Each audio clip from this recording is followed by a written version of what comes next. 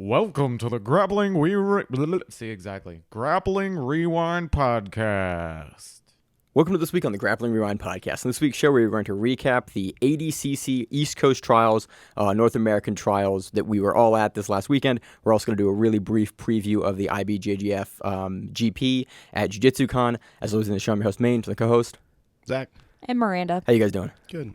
A little Not too tired. bad. Is everyone super? I'm super exhausted. Yeah, Yeah, I'm it's a long tired. weekend, and then you show up and do work all day. Yeah. Like Yeah, a fucking I goon. took the day off because I knew what it was going to be like the day. I had a teleworking day, which, It's not terrible, man. It's So we are here. half We are working, all half very sleeping. tired from trials. If you want to hear about day one of trials, we did a special show from the hotel that evening talking about everything in the lead up to the round of 16 for the 66, 77, and 88 kilogram division for the men, and then up to the round of 8 for the 99, 99, and the women's 60 and women's 60 divisions for that. So if you want to hear about that, we're probably not going to talk a whole lot about that on this show because we've already talked about it, and it's there if you want to listen to it. Where do you guys, I think there's no news, there's nothing else going on. We haven't done anything but trials for the last week. and driving. And drive and sleep and eat horrible Atlantic City food.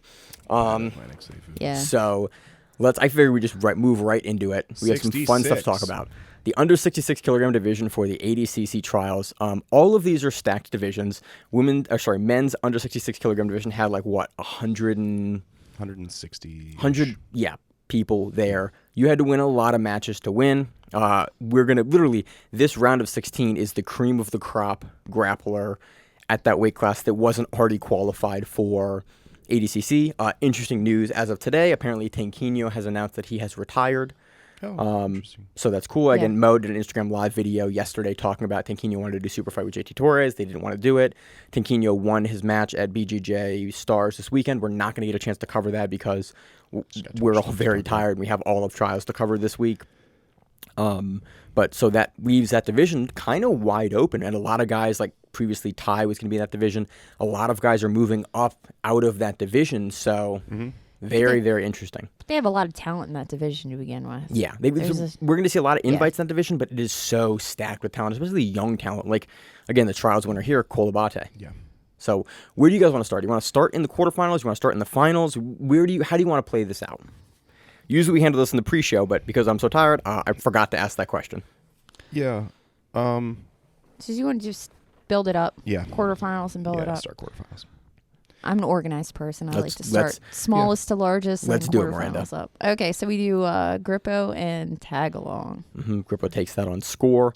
Then we have Krikorian versus Ben Eddy. Krikorian takes that in regulation via score. We have Cole Abate versus Estevan Martinez. This was a good match. Dude, that was a It was fun a very match. good match. All the way up until this, Estevan had, he always does, but he had so much energy coming into every match. He did. But Cole here, and Cole did this the entire tournament, essentially. He was able to settle things down to the pace he wanted to play at. And so Estevan's whole thing, I think in a lot of these other matches, he beat some really good guys all the way through. And in a lot of his matches, he was just outpacing people, and he was forcing people to play at the pace that He gets very dynamic and then kind of pushes from there. Dynamic meaning does many a front flip or side flip. dude. His front flip and side flip guard passing. His cartwheel pass is freaking awesome. Money. People, You guys spoke about him when against Rosenthal. yeah. A little bit. That was a great match. That was a fun match. Go back and watch that match. But yeah, he was forcing people to play at his pace, and then Cole sort of gripped him up and was for the majority of the match just kind of yeah, I'm not going to let you jump around. You're going to be here for a while, and then I'm going to grind you through. Which is the best way to control him. Yeah, because you have to control him to be able to. Yeah, guys that failed. win. Anyone before that failed to fully control him and slow him down, and and Esteban was able to get past everyone else. And Cole again had great gamesmanship and strategy going into that match to okay, I'm going to address you this way because everyone else has failed to play this fast person game with you. And again, Esteban Martinez was probably the smallest guy in this division. He had the most movement of anyone in the division. Cole wasn't big for this division, but he was definitely on the bigger He size. definitely cut to get there.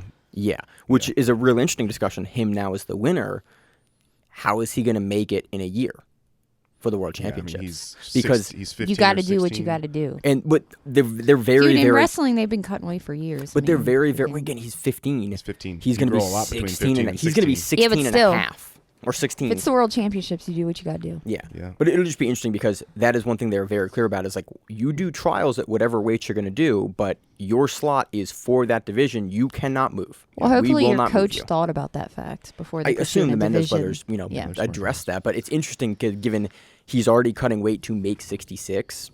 In a year, he's going to be cutting a lot of weight to make 66. Which maybe is okay but you have to weigh in every day for World You do. Championships. You have to weigh in which Friday, is tough. Saturday, and Sunday if you make it to Sunday. Yeah. Which is wild. Yep. So, next match we had Junior Ocasio versus not Deandre Corbe. Corbe. Yeah. Yeah, Corbe. Or Corbe. Junie lost this one in a ref's decision after a round of overtime, and it was kind of it wasn't a dull match, but it was the kind of match that It's the kind of match you have to beat Junie in. Like, you just can't, like, he's going to play heavy from the guard, and if you engage him in the guard and, like, spend too much time there, he's going to get underneath you, and he's going to start taking sub-attempts on you. Corbe addressed that very well. He didn't stall him out, but very much conservative. Yeah, played conservative and forced Junie to sort of be unable to really get in the positions that he wanted to for long periods of time. He forced Junie to wrestle a little bit here and there. Corbe pushed him into Which the wrestling. I think is how most people beat Junie. Yeah. I mean, in all honesty, they push him out of that normal Yeah, 'cause guard he's game that he so has, good at that and guard those game. attacks that he has from guard. Yeah, so smart strategy or smart gameplay ended up being sort of like I said, not the most exciting match of the weekend, but it's the way that you beat Junie, and he moved on to the next round. So I think that's one thing that kind of holds over this entire weekend is in the earlier rounds we saw a lot of like really good athletes, we saw really good, technical pieces. In the later rounds, a lot of it came down to gamesmanship and like planning and the ability Strategy. to strategize. And that was especially at the lower weight classes moving into the round of 16, like everyone in here came with a specific strategy and the ability to like leverage their skill set into the ADCC rules. And we consistently saw people that were better at it be able to progress. And it was really cool to watch like the top level guys change their strategy and like game plan for how do I beat this stylistic matchup? Because in the round of 16, all these guys know each other. Yep. Most of them have competed against each other, been on the same cards as each other, been in the same divisions before. Like everyone knew everyone's game. They also knew ahead of time. You had a night ahead of time to with think your coaches, about with your coaches to think about what you you were going to do. Interesting point that I think Guy posted on Instagram a long rundown of what they were doing, and he was basically saying that every round he was explicitly making sure that Cole was not paying attention to who he might get in the next round. And every round they would, as soon as they knew who he would have, they sat down and watched film for a chunk of time. And then they started drilling their strategy for the remaining chunk of time. So I was backstage and I was taking some photos day 2.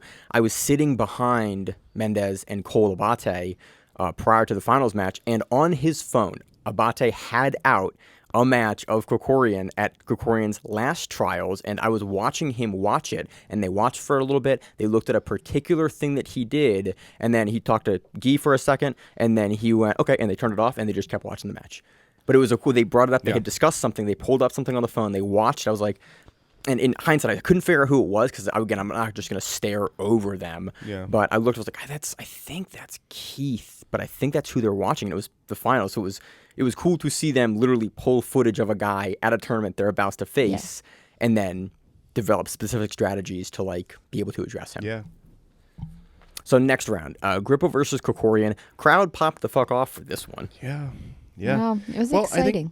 I think it was people wanted Keith to win. Yeah. I wanted Keith to win so bad. If you don't know, Keith Krikorian, great guy. We've covered him since Purple Belt, actually, since he won. He won with the EBI. He got in as a late replacement after either winning or placing second in the 10th Planet qualifier for EBI when they were still running just the standard EBIs. And we've covered him all the way to black belt. We've covered him through both trials runs. He took second place at the East Coast Trials 2018 and the West Coast Trials 2019, making it all the way to the finals, losing by rear naked choke in the finals of both of those. He now takes second place again, 3 second places at trials, and in the division as stacked as 66. So people are pulling for Krikorian because He has a great story. He fought Buchecha at the World Championships at ADCC. Overall, he's just been looking good, and he has a great story. He's a great guy, and he's fun to watch.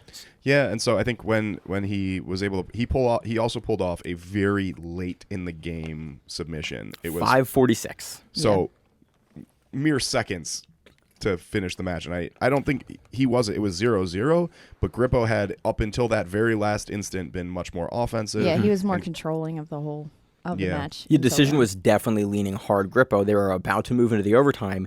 Keith gets Grippo's back, and then you see him squeezing for everything he's worth, and you're like, oh, I was across, I think, 4 or 5. What was it? Day 2, so 3 mats. I was across the 3 mats looking at this, and I was like, oh, he has Grippo's back. Oh, that's in. I couldn't see the time, but I knew it was like very close to the end, and he gets him, and the crowd on that side of the arena just lost it. Yeah. And it was super cool to see Keith do that. Yeah.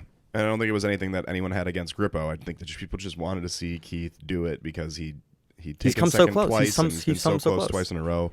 Fortunately, I mean, last time he got a maybe late-ish invite to... Yeah, we were talking about this yesterday. I forget exactly when he got the invite. He was a replacement.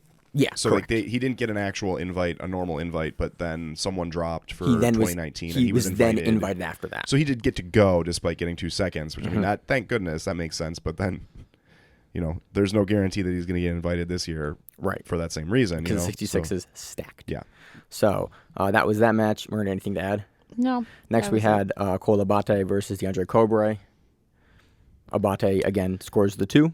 Yeah. And is able to take it on points. Yeah, got a nice pass. I think in this match he actually ended up having one pass that actually got pointed, and people argue a little bit about whether or not it should be. Watching the video on it in retrospect, I think it was a legitimate pass. He also had an almost pass early that people argued about in the other direction, because the almost pass earlier in the match was one where he had started passing and then maybe this was actually the Krikorian match. No, it was the Calistine match. Oh, it was Calistine. Yeah. So for those that are unaware, the passing rules for ADCC are very, very strict. Yes. And there are 2 things that got people caught up on the internet when arguing about whether... Oh, one side note. I have your rules certificate. Yay! As well. So Miranda and I did the rules seminar at ADCC I was scared on Friday. that I forgot that. Nope, I got it. Yay! And we did the rules seminar, so Miranda and I are relatively Mad knowledgeable. ADHD moment, Maine. Sorry. I'm very tired. We're pretty up with the rules. I actually answered a bunch of questions backstage because people recognized me from the rules seminar. They're like, hey, what's this particular poll? I was like, it's a poll. This is an absolute point of pride for you. Dude, I love it. I'm so excited. I'm going to get it framed. It's going to go on the back of the new podcast set. I'm also probably going to get the IBJJF one. At this point, I'm going to collect rules referee guys. Dude, I'll do the IBJJF one. I'm down. Let's do it. And then we can put these I'll put these in my office and no one will have any clue what it means. Handing money out to people. I had to explain what grappling was to 3 attorneys at a thing a couple days ago. So that's about how often my office knows what's going on. So Zach, oh god, we're already 10 minutes in, and we haven't even made it through one bracket, guys. Okay. So the passing rules at ADCC. There's a couple key points that people got caught up on. One, you have to completely pass the legs. If there's a knee, even slightly, or a hand in blocking you from settling the pass, it's not a pass. The second thing is that I think it was 75% of the back had to be placed on the mat. So it's borderline a freestyle wrestling pin. It's not shoulder blade concentrated, but you have to have most of the back on the mat for 3 seconds. And so there were situations. Okay, so it wasn't this match; it was Calistine. Yeah, Cole and correct. Calistine, where his knee was up, where he was pass, and I was like, I would score that a pass, very, very close. But I was scored. But it was the knee in for a while, and then the knee got out, and then he turned his shoulders immediately. So there was never a period of time. He turned his shoulders after 3.5, 4 seconds. That's what it was. No, the knee was in. Yeah. And then as soon as the knee was out, he turned his shoulders. It was instant. I've watched it 4 or 5 times this morning. Okay, on Reddit.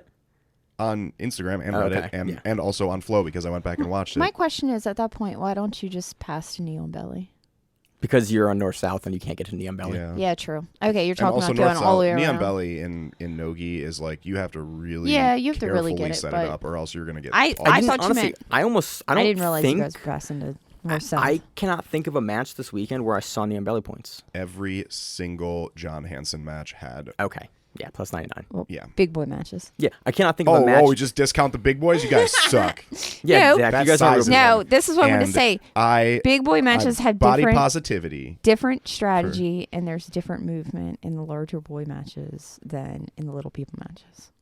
Yeah, obviously. We're talking about Yeah, 66. but I'm so just saying. We're moving bigger, on. stronger, and cooler. Passing is very hard in ADCC. I wish I was big. Take my All advice. points are hard in ADCC, Yeah. which is why we typically have, especially at the higher levels, very low scoring matches because ADCC really makes you control a position completely for 3 seconds. Yeah, you have to dominate the position entirely. pretty much. And so there were some arguments about passing on Cole and Corbe as well. Yeah. But I agreed with the pass that he got points for. I did as well. Firmly.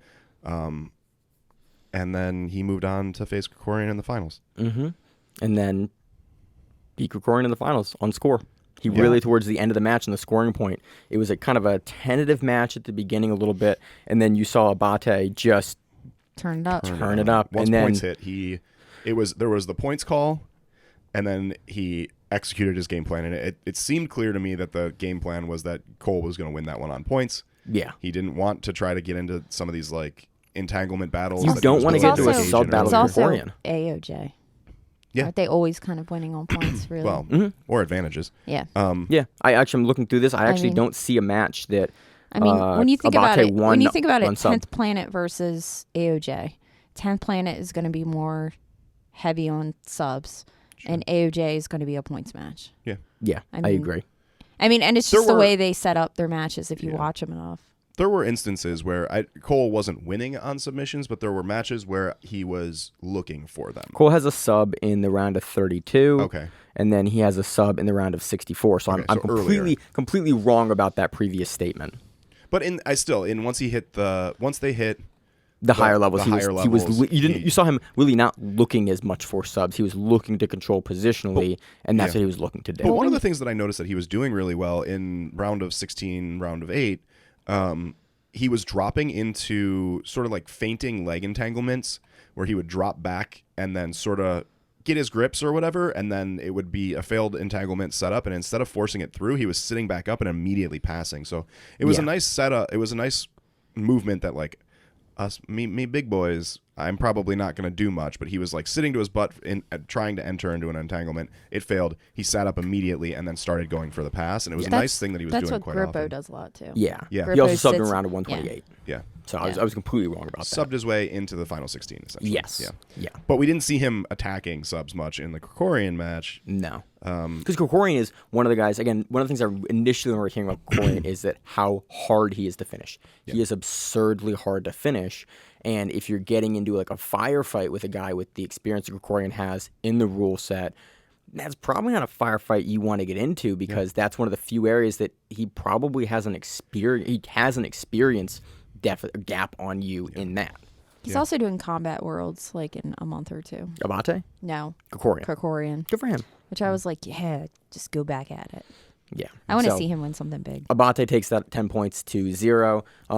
Looks dominant. Abate looked good. He looked good. Yeah, we're seeing more of him. He really broke out to us. We saw him on Who's Number One, and then we was a saw fill him in in there. the bracket for Who's Number One, and then now we're seeing him win trials. Yep. Again, And he's super proving curious. that. He's proving that even with age and not. He's proving he's a black belt. Yeah, even he though is. IBJJF is going to pretend like he's Yeah. not. He's proving he's a black belt. How much is it going to suck to be, I guess maybe purple belt at Worlds next year in his weight class? Like, Isn't he a junior still? Isn't he He's still 15. he's 15 So now. he's still in Yes. So he's still in juniors, like what, blue belt? I or think he did purple adult belt? blue belt last time. I don't think he's allowed to. I don't think he's you're not allowed Until to. you're 18, you're We- not allowed to. You have to 16. do. 16. 16. Yeah. You Okay. 16. Oh, okay. But Yeah. once you're 16, you're allowed to get a purple belt, right? 16's the age for purple? 17.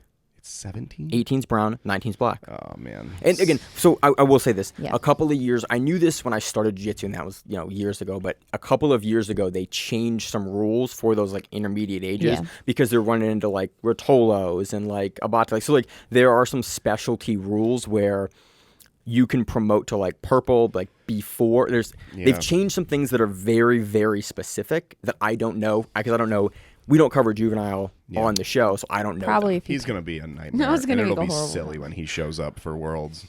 So Because you know he will. we have Cole Abate taken first, Keith Krikorian taken second for the third time, and you have Gianni Gripp taken third. We have Deandre Corbe taken fourth for the men's under 66 kilogram division for ADCC Trials. Let's move on to the under 77 kilogram division before we get too off track. Round of 16, we had Kade Ruotolo versus Kieran. Even the announcers messed up Kieran's name. Yeah. This was actually a pretty good match. I mean, Kade looked dominant the entire time. Kirchuk put up way more of a fight than I think anyone expected him to. We've seen him before. We haven't had a chance to cover him a ton, but I knew he was super tough. And again, 77 was the most, I don't want to say stacked, but it was the definitely largest division. You could make an argument it was the most stacked. He was also the only TLI guy. Yeah. That was in the entire tournament. Oh, he's TLI. He's TLI. He's Canadian, but he's like an offshoot. And then when I researched him today, because we were discussing, one of the side conversations I had with somebody was over the TLI guys not being in the brackets. Yeah, because we talked about it during dinner one of the nights. Like we didn't see any other TLI people there. And he's the only TLI guy. But he's Canadian. He's under someone, but he's still in that core team for TLI. Okay. Oh, interesting. But it was interesting because, Spriggs, no Spriggs. Nope. And then DJ's in Thailand. Yep. And then Ali didn't show. Ali you have some of the smaller. Well, Ali's not American, so Ali might do South American. And then you have a couple of the smaller black belts, brown belt black belts. Mm-hmm. But I don't know if Shane, they do. Yeah, but I don't think I was surprised to not see Shane here in particular. He got an invite last time. Yeah. But they've been, I know that they did this to some degree last time, but they've been posting and saying often that anyone that thinks that they're going to get an invite, if you didn't place, you need to at least do trials. Mo did like a 2-hour Instagram live thing last night where he really hammered that home. Yeah. And he talked about basically, I have 3 invite slots for most divisions. Yeah. Just FYI.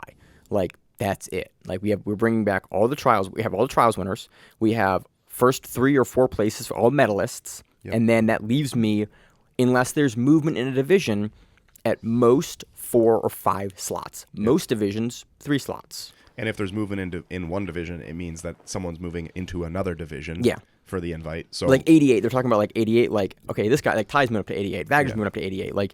All the guys that are moving into 88, that's I have 2 invites at this division, maybe 1. Maybe. Yeah. So, they are pushing people to do trials. It was curious to not have more members from that team who have historically been very represented in the World Championships. And East Coast. And they're East Coast guys. Yeah. They're probably 45 minutes north of us, and we were only 2.5 hours from Atlantic City. Yeah. So it's not a distance thing. So it'll be interesting to see if some of those guys end up in West Coast Trials or not. We had Majid Hage versus Nakapon. Nakapon was one of the oldest. They commented. Was he really? He's 41. Jesus. He was one of the oldest competitors, and he made it all the way to 16. I don't know why. And we did the preview. We did the show day 1. It was also midnight, and I was trying to pronounce Nakapon's last name, and I just was like, let me just call him Nakapon. I don't think I've ever. They said it over the broadcast in the PA system, and I was like, that's exactly how I've heard it. He's been competing for a long time, for a considerable amount of time that they've said his name before, and then.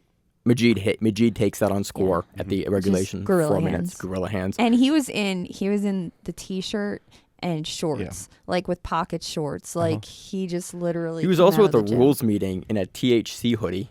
And was wearing his shirt was a THC shirt that he competed and he had a hoodie and he had a windbreaker vest jacket on. And he was some old school shit right there. He was some old school California fabulous. BJJ looking guy. He had Wristlock Pete. He had Pete Lestos. He had Pete the Greek as his coach. Yeah, it was great. Which that makes sense. It does. Yeah, because they train together all the time. Well, I think so we had Pj Barch versus Ramos. Barch takes that on score. We had Alan Sanchez versus Smith. Sanchez takes that on score. Sanchez is the guy that really looked good this weekend. We've covered him a little bit. We've seen him on a lot more regional and local stuff, but he's the guy that we're starting to see much more of, and he had some breakout matches earlier in the event that I'm going to actually go back and watch because I was super impressed with what I saw from him this weekend. To see a lot more of him on a higher scale. Yeah, we've seen him for years in the local area and around, and he's been winning stuff that is close to the stuff that we'll cover, but not a chance to talk about on the show a lot of times. I was super impressed with him this weekend. We had John Satava, who has had some controversial matches this weekend, versus Hansen. He takes that by sub after going up 15 points. Final second sub. Yep. Satava looked good. He had a match that people are questioning some points on that I think is actually like a broadcast scoreboard error. Yeah, there's a scoreboard error there. There was a couple times I watched it where I sent you the match today. Yeah. There was a couple times where they should have put points up and they didn't, and then later on, all of a sudden, the points were there. Yeah, and that was rare. There was only a couple of times that happened, but let me tell you, the first matches, rounds when they weren't updating time was a pain in the ass, especially if you were trying to coach somebody and you didn't know how much time, so you were looking at your phone trying to figure it out. Very difficult. The day two, that was kind of ironed out for the most part. We had Kody Steele versus Placado Santos. This was go back and watch the best match in all of trials. The most entertaining. It was close. The most very entertaining. So I have some things to say about this. Kody Steele uses his cardio as a weapon. Oh my and God! I love it. Like way. This is my favorite. Like this is personally but how honestly, I love to compete and how I love to watch guys compete. Is like use your cardio to an extent where it's like he just can't run with you at that speed. But credit to Santos, man. But to be honest, I think Santos could have used that same strategy against literally anyone else in the tournament. He was. Santos' cardio was almost on par with Kody Steele's. In a way where this match was just ended up incredible. And Kody Steele wore everyone down with constant aggression, and Santos made it into a minute of the overtime round with Kody. Placido just turned it up, and he kept on going. He kept going. It was incredible. I mean, even if he was, it was a decision. Even if he was a second behind, he made up for the second. I mean, it was like he kept on going back. And I love it because Steele will like hit you with that takedown over and over and over and over and over, and then you're like at a certain point, you're gonna go to the mat, and we're gonna settle this. And Steele was just like, nah. Every time you're up, I'm going to meet you. And Santos, to his credit, would shoot that guillotine. And it wasn't like one of those, like, I'm tired, going to throw a guillotine. It was like, I'm trying to finish you. I have no gas left, but it doesn't matter. I'm going to do good technique and go for your neck and keep you honest. It wasn't what some people were doing just to not get the two against them. No, it was like, I'm going to hold the guillotine. It was like, no, Santos was like, no, you're in your next high in this. I'm going to try to submit you. And you had Steele either pull out or turn the corner on it. One of the things that I was talking with our teammate, Rob, about, who's a good wrestler and has coached wrestling for a very long time. And both of us kind of pay attention to some of the things that you pay attention to from wrestling that just get ignored in jiu-jitsu. And the really beautiful thing about this match is both of these guys were using quite advanced hand fighting technique, right? You see a lot, and I'll talk about this when we get to 88, but you see a lot of like grade school taught level head and collar ties. Forehead to forehead, leaning heavy forward, collar ties in jiu-jitsu. And it's not a thing that you see at high levels of wrestling because it's not very effective. And you end up, when that happens, you end up with these like very stalled out, relatively boring hand fighting matches. And hand fighting matches can be really good. And this is an example of fucking top tier hand fighting, because these hand fights lead into positions where you can take shots, and then you end up with these back and forth actual defenses, actual shots, and the cardio was part of it. But like the quality of hand fighting in this match is, as dumb as that sounds, because we often complain about hand fighting, the quality of hand fighting in this match was probably the best that I've seen in any jiu-jitsu ever. Both of these guys were... And Kody Steele doesn't have like a collegiate wrestling background. I went and researched it. He has a wrestling background. He has a wrestling background of a couple years, but he doesn't have that like collegiate... He wasn't a D1. No, he wasn't like an NCAA level guy, but he was like... But he understands that game. He understands what to do and where to put his hands. Everyone that's listening to this, watch this match. It's beautiful technically, and you get to watch Steele just like use the cardio as a weapon in a way that very few guys can do. But again, and that's right. It was cardio against cardio guys until 1 minute left. You need two guys to have a great match like this. Like, you're not taking anything away from Santos. It's like if Santos had broken in this match earlier and like not been able to keep the pace, they made each other look better. I would be blown out of the water if we don't see Santos starting to enter some really high level shit and doing very well. This is the first time we've covered him on the show. Yeah. He looked so good. We've watched him. We saw him get his foot broken in half probably 4 or 5 months ago on that, and then he's come back and to look in as good form coming off an injury of that caliber. Like a couple of months ago. I don't know how horrible it was. It might have looked snapped. a lot. I know, but I think it looked. It's an ankle. Your ankle snapped. He did not look effective. He didn't look your effective. Ankles checked. Mine don't snap Mine very pop, often. So I've been told my feet pop many times. Yeah, watch the match. It was amazing. It was great wrestling. It was both guys keeping each other honest. And Steele from about 3 minutes into the match, just pushing a pace that Santos was able to run with, but Steele was able to continue to like take the advantage at every point of that match. But Santos takes him to the overtime, no score, wins a very nice decision. It was awesome. One of my favorite matches of the weekend. Yeah. My favorite match for sure. William Tackett versus JZ Cavalcante. This was fun. Tackett takes it via overtime, 10-0. What do you say about Tackett? He looked good. I watched this kind of live on the side of the mat. I need to go back and rewatch this. I don't have a ton of notes in my head from this match. A lot of these matches were going on at the same time, so it was very difficult to keep track of what was going on. Mm-hmm. I do have to say that because I remember watching this match. I remember being directly in front of it. We watched 700 matches this weekend. Okay, we're not gonna have great information on all of them. Yeah. Next match we have Pierre Leclerc taking on Daniel Myra. Was really impressed with Leclerc here. Gets a quick sub over Myra. I think it was a heel hook.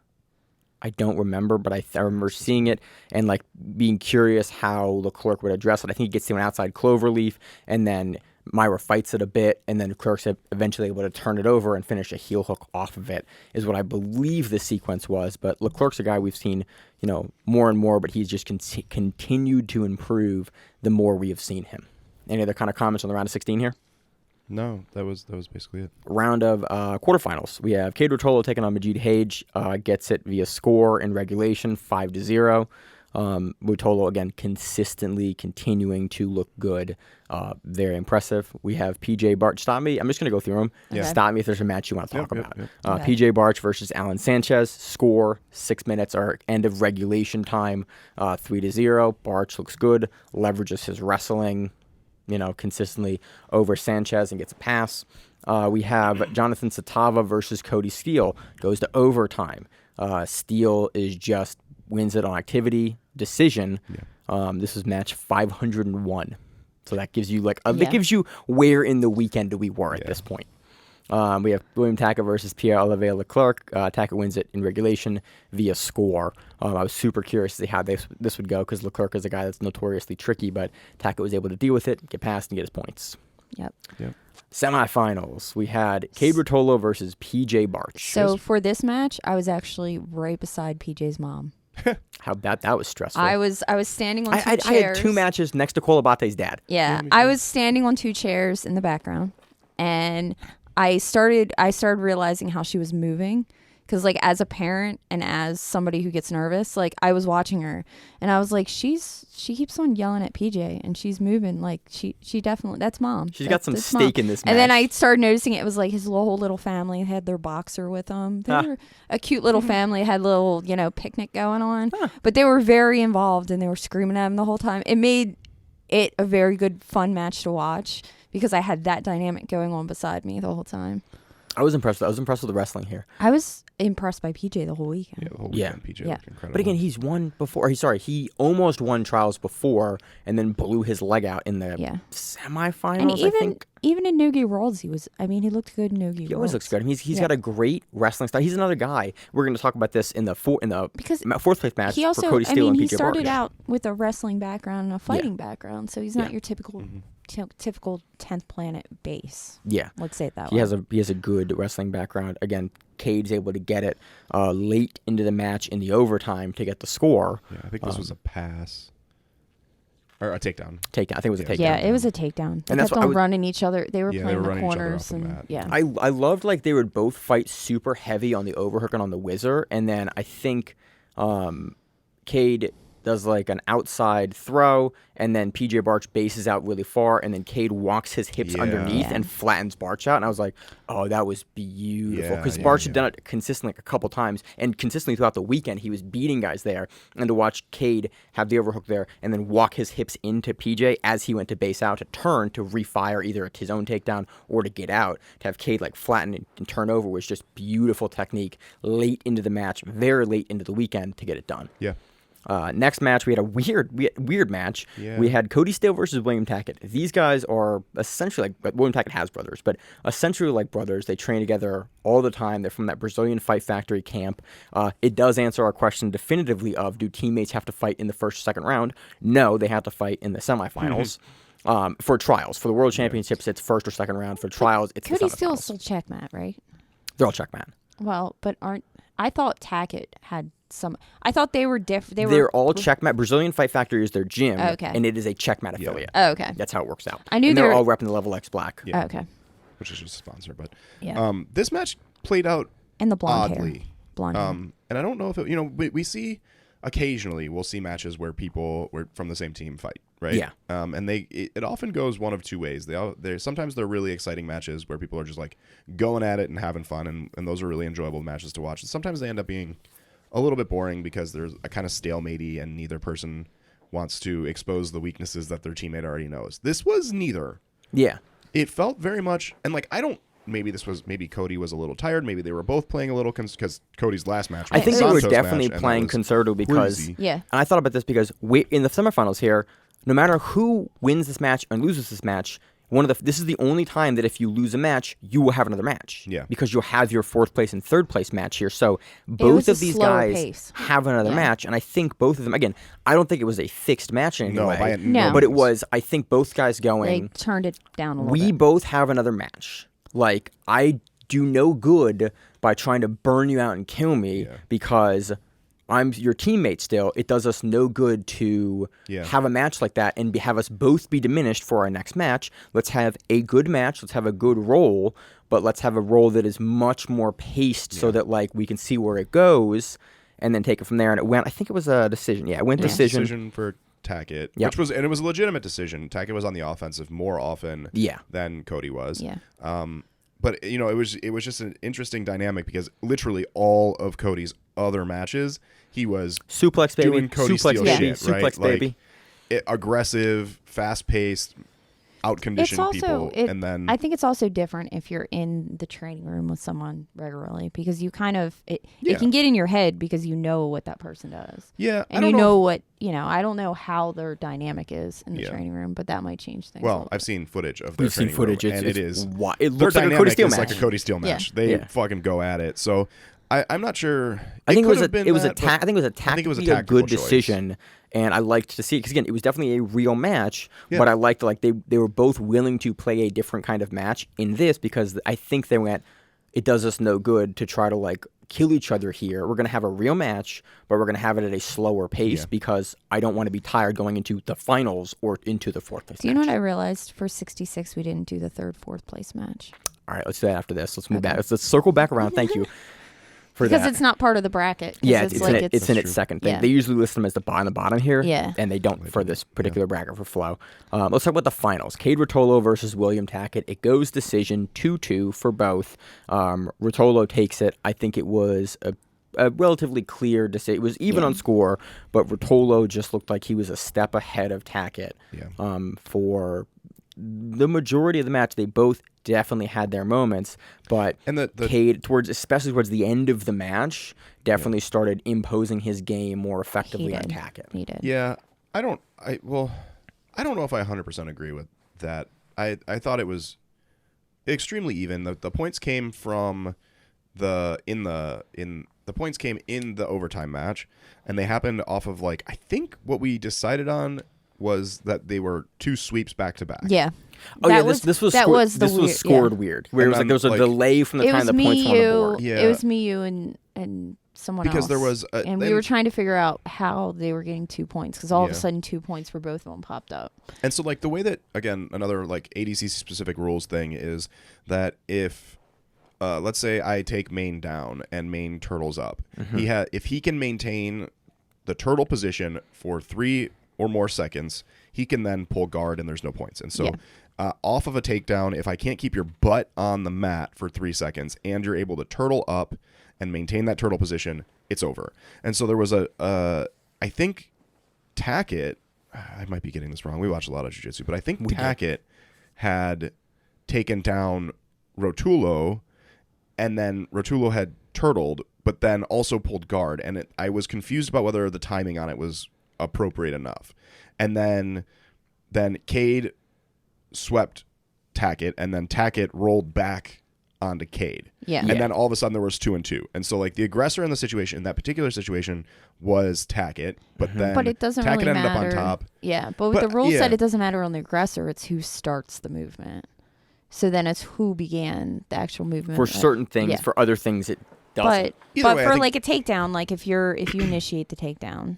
It's, Yeah. No, Okay. it's who ends up on top on the takedown. If Well, you for keep- takedowns, For yes. takedowns, Okay. yeah, but for passes. For passes. Or for sweeps, Yeah. it matters. And for reversals, it does matter as well. Yeah. Yeah. Again, it's a complicated rule set. I think Yeah. we were all confused about this. I don't think it was wrong. I definitely see places where you can score 2. No, I think both. Kade took it. There were just Yeah. I think that you could have very easily scored it for Tackett to win as well. It was You the could have. closest match that Kade had all weekend by far. Yeah. And I think it could have gone to Tackett depending on how you were scoring things and what you were looking at. I don't disagree with I the agree, decision yeah. necessarily. I'm just saying that like I think I thought it was more clear for Kade, but I do definitely see a scenario in which Tackett takes that, and I'm not upset about it. I Yeah. would be surprised about it, but Sure. I wasn't upset I about it. think it's also the different dynamic that we don't see the points awarded by the ref that's standing. It's table side. It's table side. So that's Which when we I don't kinda- know. I actually like that because it I would like to forces- know when things get it awarded. forces you to I want to know when in your shit gets head awarded. to do it, and I think there's less controversy because tables awarding it. yeah. I kind of like that. You saw less guys and coaches yelling at the ref because the ref's not awarding points. The coaches were on the opposite side of the table, so they could never be yelling at Yeah. the table. I actually like. I do I mean, like that. I like that, but I would like to see some sort of I want faster feedback. I want some kind of feedback Yeah. of what's getting scored and what's not Yeah. getting scored. I agree with that. It was good. It made things a little confusing because So Yeah. points were up on the board later than they were awarded. There was this Yeah. delay between the board and the delay was the thing definitely that happened. inconsistent as well. Yeah. And so that's one thing I would like to see in the future is more quick points being reflected on the board. But I think the judges have to I think the judges determine that agree. They have to Yeah. they have to talk or Yeah. Agree convene. There's because on a what's couple going on. judges that give So points. it's Because not then I one started- person's yeah. fault for a bad call, which means that the Yes. calls were much better, but then Well, we still don't yeah. know when. And I what's happening. started paying attention to the table when I thought points were awarded, and you could watch them talking to each other, and then the points go up. So if there was any kind of argument, you watched it delay before they went up. Yeah. But Yeah. I started doing that, but that's still then you're not paying attention to the match because Right. now you're watching the judges. So let's talk about the 4th place match. We had Kody Steele and Pj Barch. Loved this match. Yeah, this was- Super fun. I don't This actually was my have. second favorite match of the weekend. So you like Kody Steele's dynamic? Actually, and Barch. Kody Steele under ADCC rules is a entertaining person to watch. He is, He's just yeah, the he most is. entertaining person, most entertaining style for this rule set in particular. And it did not disappoint. Nope. Steele takes that, I think, via decision here or points. We don't have it listed here for. It was decision. Okay, It was decision because it was one of those that It was the PJ Well, Barch yeah, well- shook his head because well, they yeah, were yeah. debating We'll doing talk another about round. the event that caused this earlier, but for this day, Yeah. the crowd, whenever there was a really close match, the crowd started chanting one more round. Which Yeah. under ADCC rules, in special circumstances, you can have a second overtime. Yeah, but it happened one time, which I'll talk about it. We'll Yeah. talk about a little We'll bit discuss later. that later. It happened one Yeah. time in the tournament that I'm aware of. But they said it on this match, and PJ Barch definitely was like, turned "No." it. He was like, "No." Yeah, but I think at that point it was maybe not to him, but I think it was in my eyes pretty clear that Kody had. He had finished and he was flexing. Like Yeah. you saw him was recognize definitely that the he had aggressor. probably was the aggressor, was probably going to get that decision based on just output. Yeah. And this was another great wrestling match. I loved what Barch was doing in this match. He was quelling the output of Kody by keeping him honest, and also towards, especially in the beginning of the match, shooting his own takedowns and getting deep on body locks and trips and takedowns on Kody, which we just didn't see a ton of earlier in the weekend. And I loved that, and that offense initially from Barch at the beginning of the match really kept, again, much like the Santos match, kept Steele more not cautious is the way I would put it, but definitely had to measure his output more because Barch is a very, very good wrestler able to meet it. who can contend with him in the wrestling. He's long. He's a similar wrestling background to Steele in a way that I don't think anyone else that Steele ran into had. Yeah. And so it was a nice fun match that towards the end of it, Steele started to kind of really put the more aggressive takedown attempts on Barch.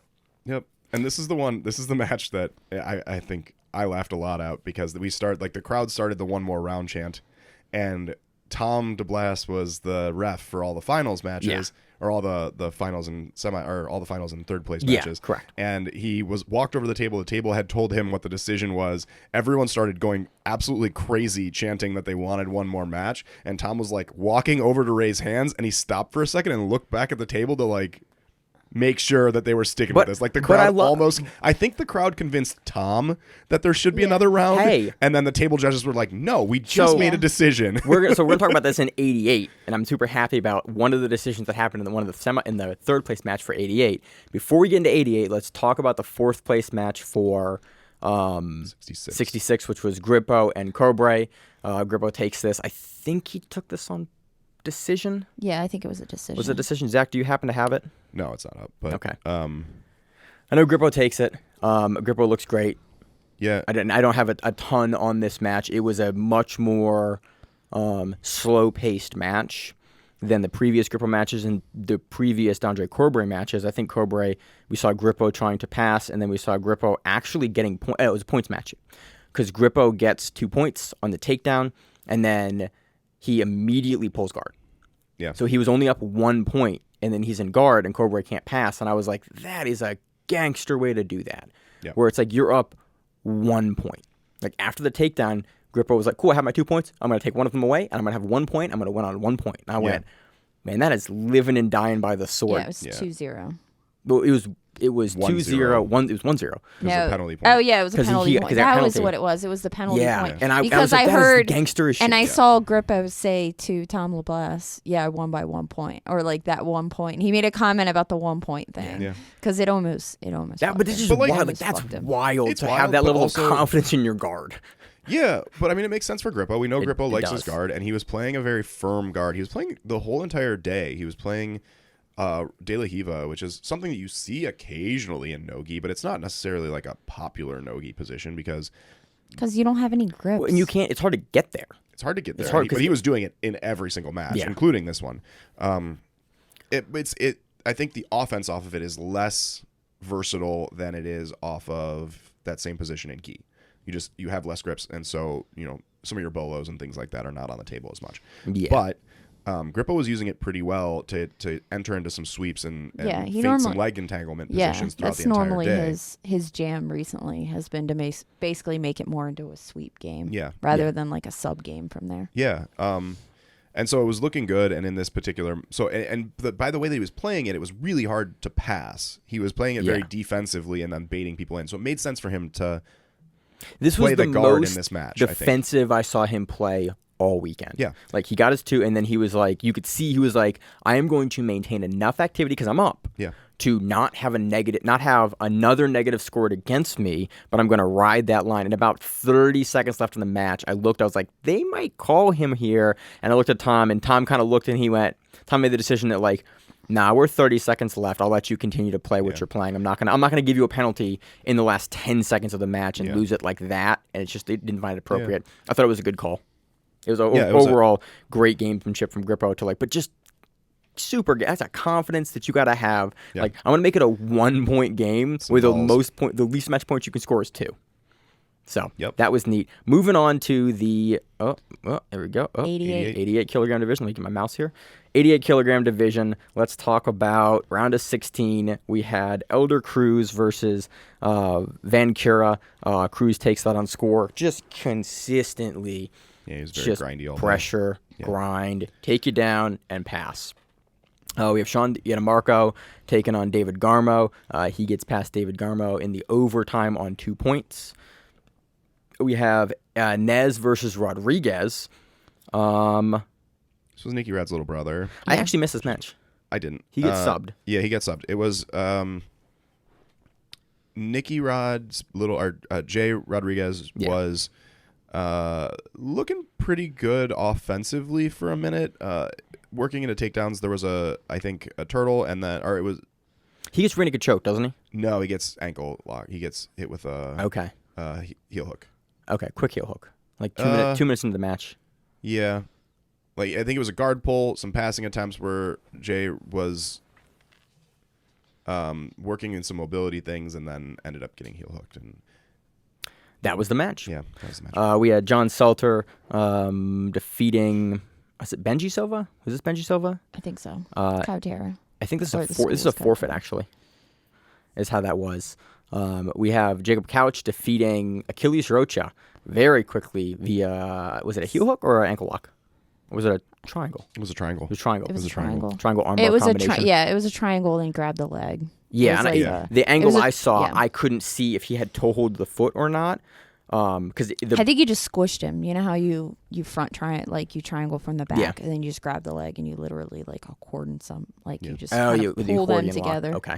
Yeah. I The say video I saw accordion, was just the don't know. back of Couch's Yeah. head. I could see the triangle, and I could see that when he finished, he had the leg, and I heard somewhere that he had footlocked him, but I couldn't figure out what had transpired there No, to it lead was- the footlock. But it that was didn't very look quick. like it. Triangle, yeah. Yeah, very quick. Impressive for Couch. We'll talk about Couch here more in a minute. Yeah, I got more to say about him. But Do you want to talk about this match more? No, not necessarily. Other than just to point out that Achilles is 15.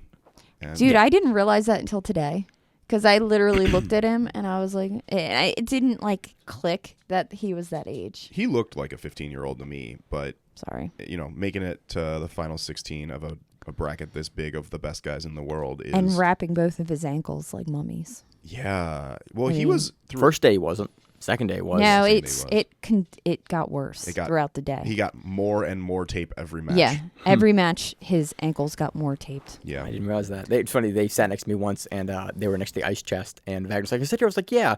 And I realized that the floor was like soaked because it was next to the medic station. And Wagner sits down, and he's like, "Oh, it's wet." I was like, "Oh no, Wagner, I meant to tell you that, but I got like I looked at you and was like, yeah, of course you can sit here." And then I forgot to tell you that it was wet. So that was my Wagner story from the weekend. Adam Bradley versus James Watson. Watson takes that one via referee's decision.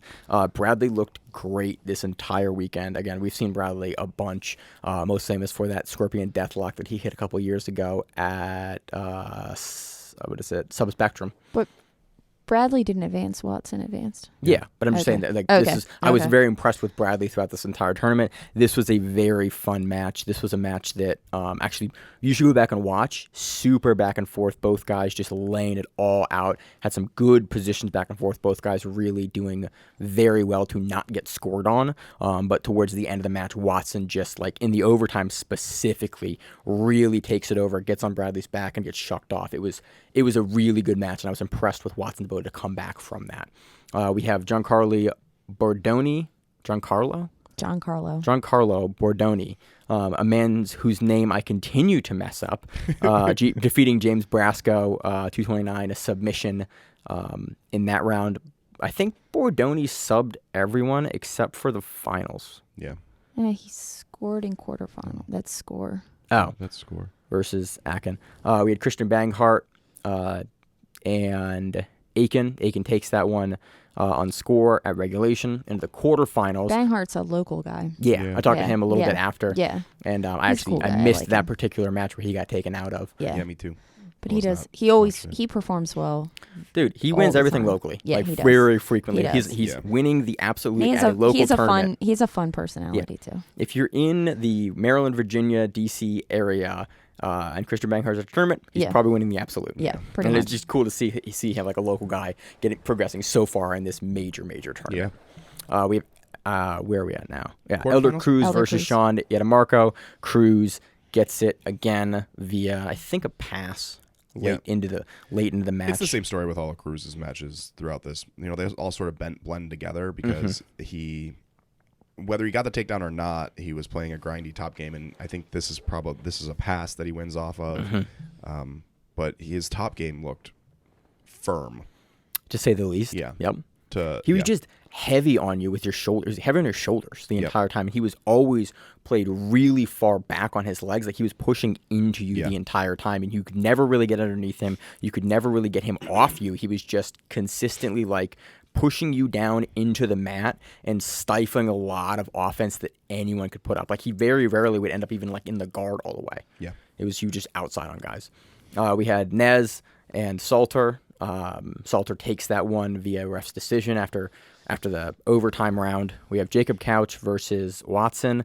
Couch takes that via sub after scoring some points. We had Giancarlo defeating Akin via points. Into the semifinals, we had Elder Cruz versus John Salter. Cruz takes that, a very close match, but one that he was very much in the driver's seat. Salter looked very, very good and definitely challenged Cruz in like the takedown game and in the wrestling, but Cruz was able again to leverage his gas tank and just put more pressure into Salter throughout the match and really not put him on the defensive, but really beat him with output is what I saw in the pieces of this match that I did see. We had Jacob Couch versus Bordoni. Bordoni's able to beat Couch, I think, via rear naked choke. Yeah. And this was a good one. During the no points portion of the match, Couch was sort of looking like he might be able to pull it off, right? I think in my eyes, Bordoni was a favorite coming into the whole thing. Yeah. And especially once we got down to the final 16, I was like, if I was choosing to play, I think you picked money, Bordoni yesterday. If I was choosing to put money on anyone, it would have been him. Going into the 16 for sure. And I was kind of shocked because it looked like Couch was starting to really execute a nice game plan during the no points portion. And I think Bordoni was like pretty deep in a entanglement that Couch had his hands on ankles in ways that I was uncomfortable with, or I thought he should be uncomfortable with. He was also being coached by Gordon Ryan. Bordoni was, yeah. Yeah, so he definitely was coached out of probably a lot of situations. He maybe accepted this match. coaching. So that was one of the things I was going to get to. You talk about it. But so nothing against Bordoni. I'm just saying that when you have a coach that can coach you out of. I think he won Nogi Pans recently and has looked good in a couple Worlds other things. maybe. Pans. But so he's in a pretty tough spot, and Gordon is coaching him through it in incredible fashion, and Bordoni was accepting coaching in a way that I didn't see anyone else do in the entire event. There was one specific moment that I remember. I was on the other side of the map, and I forget which match it was, but it was day 2, where Bordoni has gotten someone's back, and he's reaching for like the seatbelt, and he's looking to sort of start feeding for the choke when they're in turtle, and Gordon goes, "Go to the power half." And Bordoni immediately abandons everything he's doing, goes to the power half. And it's like, that was the moment I was like, oh, he has potentially like a good shot at this choke. And then immediately as Gordon says it, just goes, okay, cool, and just immediately does exactly what Gordon said. Yep. And there were times where I remember like Bordoni was trying to finish this, again, not this particular match, but Bordoni was trying to finish a pass, and Gordon was like, put your head on the mat. And it like, before he even finished the words, Bordoni's head was on the mat, and he got the pass because like that put his body weight in the right position. Yeah. Another really cool coaching thing that I saw this weekend, not to cut your coaching thing off, was Ty coaching Kade. Because I was on the cross side of the match for the finals match, and there was one of them where he was trying to pass was it Tackett in the final? No, it was It was Tackett in the finals. Tackett in the finals. And then he basically is struggling to get around the guard, and Kade is probably 25 feet away from the match, and he's facing his brother's like hips, so he can't see where his hands are at all. And he goes, lock your hands and put your blade of your forearm under his floating ribs. And like, my side of the mat is the only people that could see that. And he goes, and you see immediately Kade make the adjustment that his brother said. I was like, wow, that's knowing your brother's game well enough to know exactly what you need to do from 25 feet away on the other side where you can't even see where his hands are. You just know, like, do this. That's what's going to happen, It was just super cool to hear, like, 'cause it was a really small venue, to hear coaching pieces like that, like Gordon for Bordoni. So Gordon's coach, not to take away Bordoni did execute everything, but I was just impressive how well he accepted coaching. And so he was in a pretty tough position, accepted some coaching out of it, reversed the whole situation, took Couch's back, and then finished him with the rear naked. Yeah. Yeah. Yep. Yeah. So I was looking at the previous Bordoni match, and I was like, that's not what it says. I'm pretty sure that's that is. okay. I remember that happening. And then, so I guess we can talk about Couch in the third place match, which I guess we can just do next. Because let's do that now. Just overall, my impression of Couch is what I wanted to get at. Not necessarily like what happened in this particular match versus Salter. Yep. Salter. But so coming into this, we had seen Couch in a couple different things. He had like a Who's Number One match, a normal Who's Number One match. He was last minute invite replacement in the and then Who's third Number place One. Finisher for Who's Number One. And then finished in third place. But in all of those matches, what we had seen from him is a very intelligent, leg lock game where he likes to play on top, he likes to enter on odd angles, and he likes to collect knees and then enter into... I don't know if I completely agree with that. That's what I saw. He That's what I pulls a remember. lot. I mean, he pulls and then he gets under people For leg locks. for leg locks. Yeah. But it's not a top game if you're pulling. So I think of the matches prior to him entering into this, I remember at least one, but I thought it was more than one. Maybe I'm wrong. I mean, in the previous matches, you could be right. Because I just remember him pulling a lot. In here, Yeah. he was so in trials up to In trials, 16, he looked a was lot different. In entering trials on than top, he did. and he was working leg entanglements, and all of his trials up until the final 16. That was it. That was what he was doing. He was entering entanglements, getting sweeps off of entanglements, and getting submissions off the entanglements. And so I feared, we'd seen other people in this entire tournament that are high level guys that play a very one-dimensional game, and they got because of it. Yeah, we just talked about that earlier, like guys that were better tacticians and like could play to the rule set better and like had larger depth were being successful in this round of 16. Yep. And so leading into the round of 16, what I was thinking and what I was looking for with Couch in particular was, is this going to be a problem? Is he the guy that's going to get kicked out of this tournament because he can't adapt his game to do something else? Because all I had seen from him was a leg lock game, whether from top or bottom. I think for this one he was playing from the top more often, but a leg lock game essentially. And then his round of 16 match, he finishes with a beautiful triangle from guard. His round of 8 match, he finishes with an RNC off of a back take. His quarterfinals match, round of 8, he finishes finishes an RNC.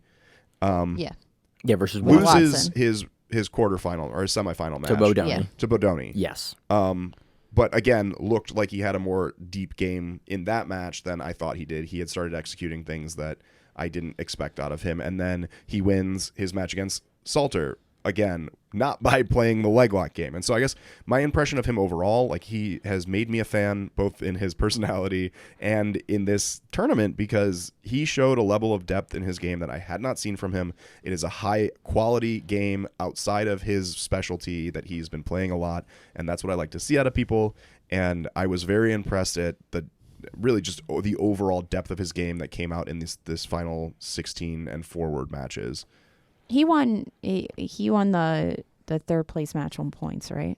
I don't remember. I don't remember. It's not so listed here. I don't remember. it was the whole situation that he was... Oh, this one. Yes, I remember this. Okay. So this what is happened the whole... is this was the so restart situation. It was so Negative there was points. a slam Yeah, that's right. that happened in this match where Couch was going for, I think, a triangle kind of variation. He just had him in He guard. just had guard. No, He just the had first, guard. The first one. Oh, he that was a sort of throwing triangle, up, yes. And then he got slammed. And then the No. The first No, he was negative slammed. point was on gi gripping. The first negative point, Salter had grabbed the shirt. Okay. That's where. So he had one negative. Salter had one negative point there. Then after that first negative point had been given to him for grabbing cloth. I don't think that's correct, but if you believe I don't it remember is, that at all. I don't remember that. He had one negative point. I was then pretty I sure it was couldn't from really He grabbing had tell one maybe. negative point because in the match it was even, and Couch had some sort of, I think he had a triangle or something like that, or He had had a triangle. He slammed him out of the and he triangle. slammed out a triangle, and then later he slams him again from the guard, and it's a slam maybe But a like negative point 8-10 inches from it, and they go to DQ Salter, and basically Heath Pedigo, his coach, basically goes and he basically starts calling like, no, don't DQ him, because Couch is winning at this point. He's like, I don't want my guy to win that way, and the crowd gets into it, and everyone kind of goes like, nah, man, we saw that earlier yesterday with Jay. We're like, we don't want to see that. If the guys are willing to do, and you saw Salter immediately realize like, oh my God, I forgot that I can't slam him here. And it wasn't like, He was in the those, moment. It was a very small slam too. it was Like, it was just small enough 6 where you inches off and the mat. DeBlast. It wasn't like the Grippo try to take your head off. And you debated, and Roll you saw slam. DeBlast kind of debate like, do I call it or not? And everyone kind of went, that's a slam, like you have to DQ. Yeah. And then Heath is calling for let him keep, because there's I think less than 2 minutes left. Yeah. But again, in a 9-minute match, it's not like Makes a good TV moment too. yeah, it does. It is, and so basically they all convene and they go, okay, if everyone's still good to go, we're gonna keep going. Yeah. And that's one of the things I respect so much about ADCC is that They have a defined set of rules, but we do play a little bit fast and loose with the rules when it is warranted. And it was just a really great moment to see that happen where it's like, a guy made a small mistake, no one's injured, no one's done. We fixed it. That's where Salter gets the negative point. So instead of being disqualified, he is given a negative point for that. 2 negative points at the end of that match, though. Okay. I don't remember. But if you say that, I believe you. I just remember. I just remember Couch winning because he was ahead on points. Yeah, and Couch had points, and then Salter had the negative. Points. It was just 0-0 with negative points. I think Couch had 2 points. I thought Couch had 2 points. I was with you on that. We'll have to. It says there's. Yeah, we can look. That's what we can watch the match again. But it was such a cool moment, and this is again why I love. Me and you are wrong. Thank you. Jacob Couch defeats John Salter via penalties. 0-0. Via penalties. I thought Couch was in the driver's seat and going to take the decision, but I did love that they decided, like, look, if everyone's cool with it and not going to move on, it was a very minor slam. We're going to keep going with it. What was more important to me about this was not that his coach said that he wanted it, but immediately after the slam, they broke him up, Couch stood up, and Couch was like, no, what the hell? Yeah. And then he looked at his coach, and his coach was like, no, let them go. So, like, Couch, from my seat, Couch was the first one to say, no, I don't want that to happen. Yeah. Like, we should keep going. And I have a lot of respect for that. Yeah, it was again, he is perfectly within his rights as a competitor to win that match on the DQ. Yeah. And I have absolutely no problem with him doing that. And I have absolutely no problem with him also advocating for, I don't want to win that way. And you could tell. When they did it, it wasn't like, oh, I don't want to win that way, but he really was like didn't want to win that way. They both were, him and his coach, genuinely, you could see, like, no, I want this match to keep going. I do not want to win a third place on a disqualification. I want to win it for real. And, like, there's something cool about that. And I love that our sport still has, and especially has ADCC, has judging and criterion staff that are willing to go, you know what, you really want to fight for it? Okay, we're good for it. It was a very cool moment of the weekend. It made me a Couch fan now. Yeah, I'm on board. I talked to him, and it was cool to talk to him about his weight cut and about some of the nerves going into the tournament. And so basically, he was like, I was nervous. As soon as I got on the mat, I was like, hey, this is what I always do. This is what I do everywhere. Like, I'm good. It was. I had a very, very brief conversation with him, and I was like, yeah, I'm a fan. He was also amped about the medal. He was super happy about it was almost cute to see him like talk about. He was talking to someone. I was watching him like talk about the medal and tapping on it. I went, like, that's a dude that's happy to be here, and we need more people like that in the sport to have that like enthusiasm for the grappling sports that we do. So moving on to the finals match, Elder Cruz and Giancarlo Bodoni. Bodoni takes this one via decision, I think. It says score. It does say score, but doesn't have anything listed for the points. Okay, give me a second. I have it all pulled up on my phone. Yeah, I don't have it. This was definitely a more... It was 3-0. Tepid match from both guys. We did not see Cruz able to just push the level of offense that he had been pushing throughout the match. Like, Bordoni very much kept him...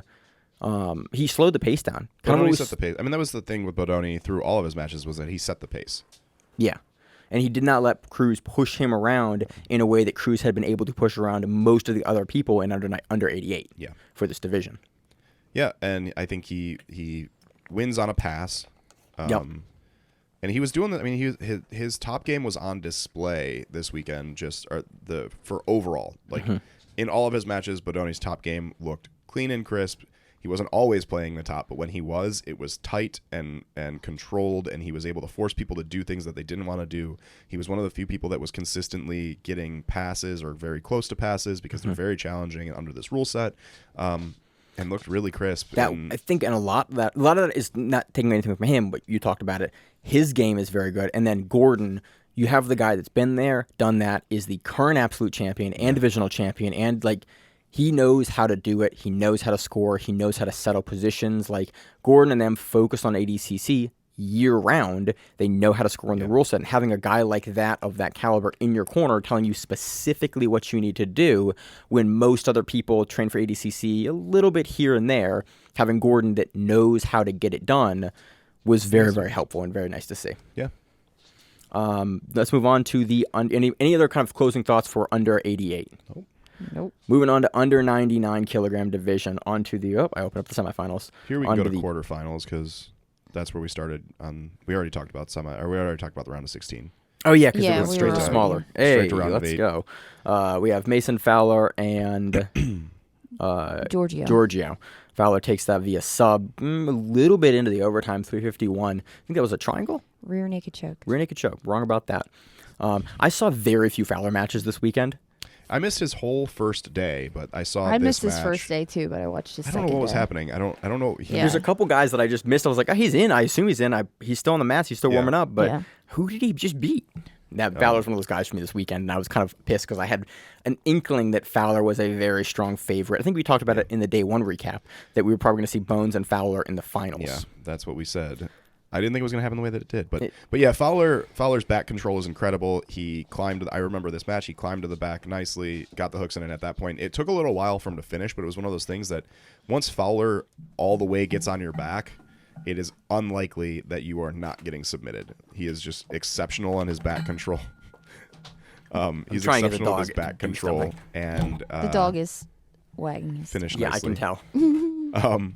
Yeah, So next match we had Gonzalez versus Hill Taylor. Gonzalez actually takes that, and he was really shutting down Taylor's wrestling game. Yeah. And he gets to, I think he gets to his back actually. He passes and gets to his back, and that's where he secured the points for this one. And I was really impressed. That is not something like it.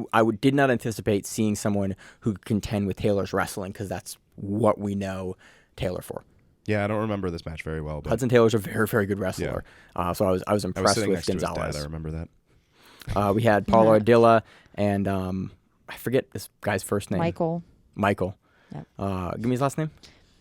Because I'm looking at it and I'm not going to be able to pronounce it. Schweiger. We had Paulo Ardilla taking that via sub, just under 4 minutes, 3:59. Into the match, I think both of you guys want to talk about is Devontae Johnson and Joe Dirkshire. Dirkshire, that's how you say his name. Dirkshire? Dirkshire. But it's ing at the end. How'd you say it? Dirk Heising? Dirk Heising. That's what it was. Heising. Dirk Heising. Dirk Heising. Heising. Again, I'm a gonna go with man whose Dirk name I have Heising. struggled to Dirk Heising pronounce for sounds better. 5 years now. Okay, Bones and This Jody. was I'm going to call him Jody. Jody. This was Joe. Joe. This was God, Frustrating I match feel like to it was watch. not as controversial on social media or there as It was- I think it I've was. seen a little It bit was here and there. frustrating. But it was a frustrating situation, and so I'm going to talk about this and Bones' semifinal match at the same time because the two of them together are what is frustrating about this situation. So, in this particular match, Bones versus Joe, we have a situation where they're like collar ties the whole time, forehead to forehead, not a lot happening. Neither of them are really hitting any real takedown attempts. And neither of them are really like heavy collar tying, so you stand up because they both keep on standing up and no one's shooting or doing anything. Yeah. They're not doing anything with They're both their playing actual- a much more conservative game. Well, they're waiting for the other one to shoot, but no one's shooting. Yeah, they both want obviously counter off the shot and play from the top turtle position to counter off the shot. Sure. And neither guy is giving the other guy anything to work off of because they're just not doing it. So that happens for 5 minutes. There's 5 minutes of basically nothing here. There was one time where Bones, in that 5 minutes, that Bones did sort of feint a takedown and Get in, Joe sort of. grabbed a guillotine that Yeah. wasn't on super tight, and Bones got out right away. And then that was the entire first 5 minutes. Was this the match that almost fell on top of us like 5 times? I don't know. That was Or most of was it- them. That was a I lot know. of matches. Well, I mean, Devontae Johnson came at like you guys were in the his- splash zone I in the mean, front row for yeah, all day. his matches were kind of a little frightening to watch up close. So then, in the last minute, Joe shoots a real takedown attempt, grabs a leg for real. It's the first time that like anything real has happened. Joe's able to grab a leg, and then there's some defending. Bones defends it really nice. Joe still has the leg. He hops over into an entanglement, ends up in the saddle, starts attacking a heel hook from the saddle. That's then the end. The match ends. Yep. That was the end. Then in overtime, And let's just go. That was the only action in Period. probably the entire match. yeah, because then it goes to overtime, and there's Yep. more collar tie stuff and more non takedowns. Yeah. And so by the end of the first overtime, You would think there was only Joe- one bit of action. that Joe would have won because they Right. would have looked at round 1 and they would looked at the overtime, and that would be Joe having the only action in the match. You would think. Period. But instead, they go into a second overtime. The only second overtime that I saw in the entire tournament. And as Maine said before, they can. They can. They can do it. And it's much more common in the world finals. Like we see this not infrequently happen in the world championship finals. They'll have a second maybe overtime. if the little bit of Joe's action came in the overtime round, but they're supposed to look at the entire freaking round. The entire match in aggregate to make the decision. And so I thought if I had to make a decision there, it was very clearly a decision going to Joe in that particular match. And then maybe you could make the argument that second overtime was deserved. Yeah. But it felt off because there were other matches where even less happened throughout the weekend, and this was the only one that went to a second overtime. I actually haven't seen this match yet, so I'm very quiet. Then, yeah, no, I completely agree with this because this was a very frustrating match to watch. So then in the second overtime, Johnson more nothing happens, and then they give it to.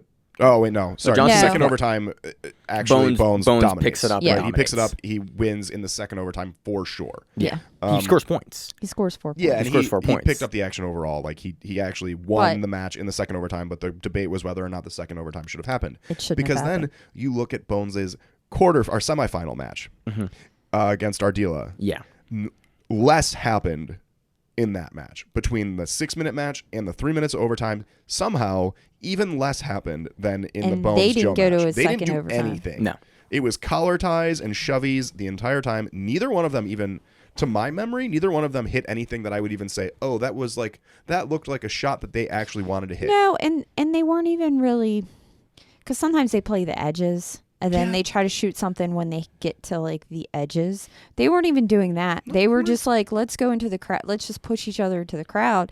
And it was them pushing each other into the crowd. So it wasn't like one person really dominating, like, let's say the circle or like the area in the middle. Yeah. And then that match, they don't put into a second overtime. Which if that there was one a somehow single they match in the figure entire out. day that I watched closely that should have had a second overtime, it was that one. Yep, that one over the Jody. And then they awarded that to Bones. So you end up with Bones and Mason Fowler in the finals. Yeah. You know, you have a certain thought about this, and I don't have a thought about it. It was controversial. It's definitely the biggest piece of controversy in the weekend based on that. Like somehow Paul got injured, Ardita. Yeah, Ardila. He didn't then go on to do the third place match. Yeah, there was 2 of those. I forget there's women's match as well. The women's match did yeah. too. Yeah. And that was again frustrating, but it is what it is. If you get injured, it's ADCC. I forget what the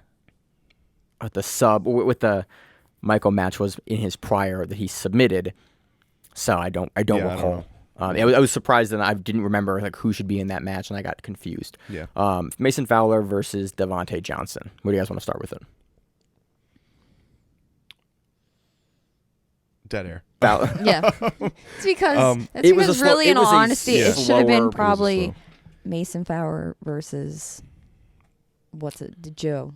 Yeah. Joe But should have pushed through. I think but whatever. it was more collar tie head to head. I got a dirty look at it. But also, I think that Fowler was more active, and so this was Bones' thing in his last 3 matches was that he was not actually initiating takedowns, which is weird because the day before we saw him initiating. You know, he hits that snatch single often. That's what it kind of makes. That's what he got through the tournament with. That's the thing he used the most. He got into the final 16 with that snatch single, and then people just were keeping their legs far enough away that he couldn't hit the snatch single, and so he wasn't attempting any takedowns at all. And then in the finals, Fowler was actively attempting takedowns, and there was a lot of heavy-handed hanging collar tie space in between, but occasionally Fowler would shuck him by and really try to get a leg. Yeah. And he didn't finish any takedowns, but he got closer than he was more aggressive on the drive up and would start to get to the legs of Johnson more. And Devontae didn't have any big moments that he significantly put Fowler on the defensive that I recall.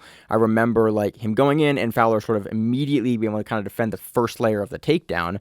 But I remember Fowler getting much closer to like beginning to take Johnson down for the majority of this match. Yeah, I agree with that. It goes to, is it overtime? 1 overtime? Because it's non-scoring.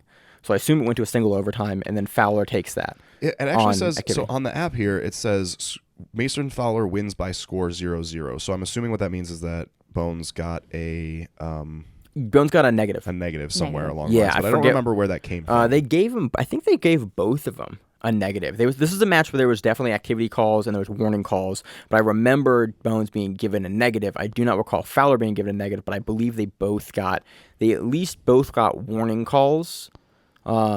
But Fowler continuing to push the pressure, I think, prevented him getting either a second negative or that first negative overall. Yeah. So I'm not sure. I don't remember exactly where the negative point came in, but yeah, I think that's how it Flow ended up being. Arena doesn't show negatives, unfortunately, Yeah. which is kind of a little bit frustrating for something This like this, purposes, where yeah. this comes up and this is Yeah. a part of the scoring. The app is just not built to be able to display that because it's a wrestling app. Yeah. And negatives are not a thing in wrestling. So, and then that was all of 88. Yep. Sorry, now under 99. Interesting, we see Mason going up from under 88 to under 99. Yeah. We speculated a bit about that in the pre-show and in the day one show. Yeah. Curious to see again. He looked bigger in terms of Yeah. like musculature. Like he looked like he put on good healthy weight and Yeah. is just probably supposed He to be in that weight class looked now. You know? very reasonably sized for Yeah. 99. It was just curious, a guy that we saw look fine at 88. He did look sucked out at 88. He looked like it was hard for him to Sometimes it make looked like 88. it was harder to get down there. Yeah, I mean, I remember seeing him at the World Championships. He looked like he had like sucked a bunch of weight to get to 88. So He looked healthy at 99, under 99, and was not dealing. He clearly was not He having any wasn't trouble with pushed around. strength. No, right? he wasn't being pushed No. around. If you're going to have Right. trouble with getting pushed around, it's going to be Bones that does it, Yeah. and he looked fine. I agree so, with that. Yeah. So let's move on to the plus 99, the division of Zach's people. My peoples. Your peoples, Zach. We have John Hansen versus Satterfield. Hansen wins that 34-0. Yeah. in 6 minutes. We'll just wait until we get to the finals, and I'll talk about Hansen's run overall. Okay. Um, We have. I'm kind of upset. I missed a lot of these matches. We I had was paying attention. Pat Downey versus Dave Ramos, and Dave Ramos takes that via submission. It's listed as 0-0 for It's time. an outside heel hook. Yeah, It and was I almost immediate. and it Like, was very very quick. I was on very the quick. other side of this, so I Yeah. saw Pat talking to Wagner and them about the submission, but I actually didn't see where the foot was for the submission itself. Yeah, it happened very quick. I don't recall exactly what the entanglement was, but it was basically Ramos pulled guard. I remember watching the Pat Dowdy's entry into the guard situation, and it wasn't what he had been doing before. Like he led legs forward a little bit more than he had been in the past. And We were commenting on that in day one that Pat Downey was really doing a good job passing hinged over at the hips, hands out and away to avoid people Yeah. entering into his legs, Wait, and he was doing it consistently. He was also having some problems in his earlier matches, not at trials, but earlier matches I was watching. He wasn't really blocking the hips off when he would pass. So Yeah. people would just regard all the time. So he actually did fix that Yeah. error. He His Which is cool. passing improved Which is cool because considerably. we've seen, and that's one of the discussions that we've had internally with the Grappling and all the folks. Is like, is he going to make the changes to his game that he will need to be successful well, in will he jiu-jitsu? become a jiu-jitsu person rather Right. than just using his we saw him wrestling at third to coast push grappling really lean into that wrestling. We were curious, like, okay, is he going to begin like making these changes? And trials showed that he does. Yeah. But then again, still the pathway to beating Pat Downey, even at this stage, is still his Get legs and getting into his legs when he does lean forward with the Pat legs. Downey Yep. looked lean. He looked a He lot looked leaner way than smaller normal. than which I've is seen also him in weird the because he past. was in the plus 99, so he didn't need to cut weight to get there. Because He just looked You like can he just- had lost muscle mass. Like he did not look nearly as large as he had looked before. I assume he's still ridiculously strong. sure. I but wonder if he's planning to go to minus 99 and is I think on he's his planning way to there. fight. He's planning on doing he's planning MMA. to Yeah. fight. Okay. So I assume he's getting out of heavyweight for MMA, and he's going to make a cut to probably 205 or middleweight. Yeah, that makes Is sense. what I would expect him. So he's going to lean out so that he can, just blast people with cardio at those weights. Yeah, that makes sense. And not have to fight guys with ridiculous power. Yeah, that makes Or sense. as ridiculous power. Would be my thought. We have Grandy defeats James Moore, and we have Chad defeats Albrecht. I can't get his name. I've struggled with it all Albrecht. weekend. Albrecht. All right. Into the semifinal. You mean Yeah, pieces no. there? David Chad looked really good. He was he's not someone that I was super familiar with, but he had there were two things that I noticed. He had the on him. orange One, shorts, he had- right? yeah, Yeah, he had the orange shorts. He was impressed. really the entire nice weekend. wrestling and was in incredible shape for being at that size. Yeah. And he had on National Beach Wrestling shorts, which I had to ask our Rob, our wrestling friend that was with us, what the hell that is. And he gave Dude, me a beach big- wrestling is awesome. Hard I don't as know. shit too. It's not something that I've paid much attention to apparently. If but you go on Flow, you can watch the beach wrestling competition. Yeah, it's might cool. have to do It's a that. cool thing because it's got a slightly modified rule set, and you'll see guys like plant into the sand, and there's a lot more like Greco that makes happens sense. because you have to. But it's cool. Yeah, Like beach wrestling is like ridiculous, so it's cool to see him come. It almost looks a lot more like a combination of Greco and kind of sumo because it has like the ring outs are a big thing in beach wrestling. Okay. Well, he had National Beach Wrestling Championships shorts on for He's a CTA this event. guy. That is not a guy. That is not something you want to see from a guy in plus 99. No, you're a no, beach it's wrestling not. champion. Awesome. Oh, This is gonna be hard because you're not used to the shoes. well, You're that's used to good. barefoot wrestling. Awesome. And so he looked good. His wrestling looked really good, and it makes sense based on your description of beach wrestling because he was playing a lot of upper body. Yeah. I mean, he was taking shots at the legs, but it was a lot of like his He would shoot and then he would drive back up to the torso. that, and also he would start at the torso really well, where he was playing to get in underneath nicely with hand fighting in a way that you see often in Greco, and he looked really good with it.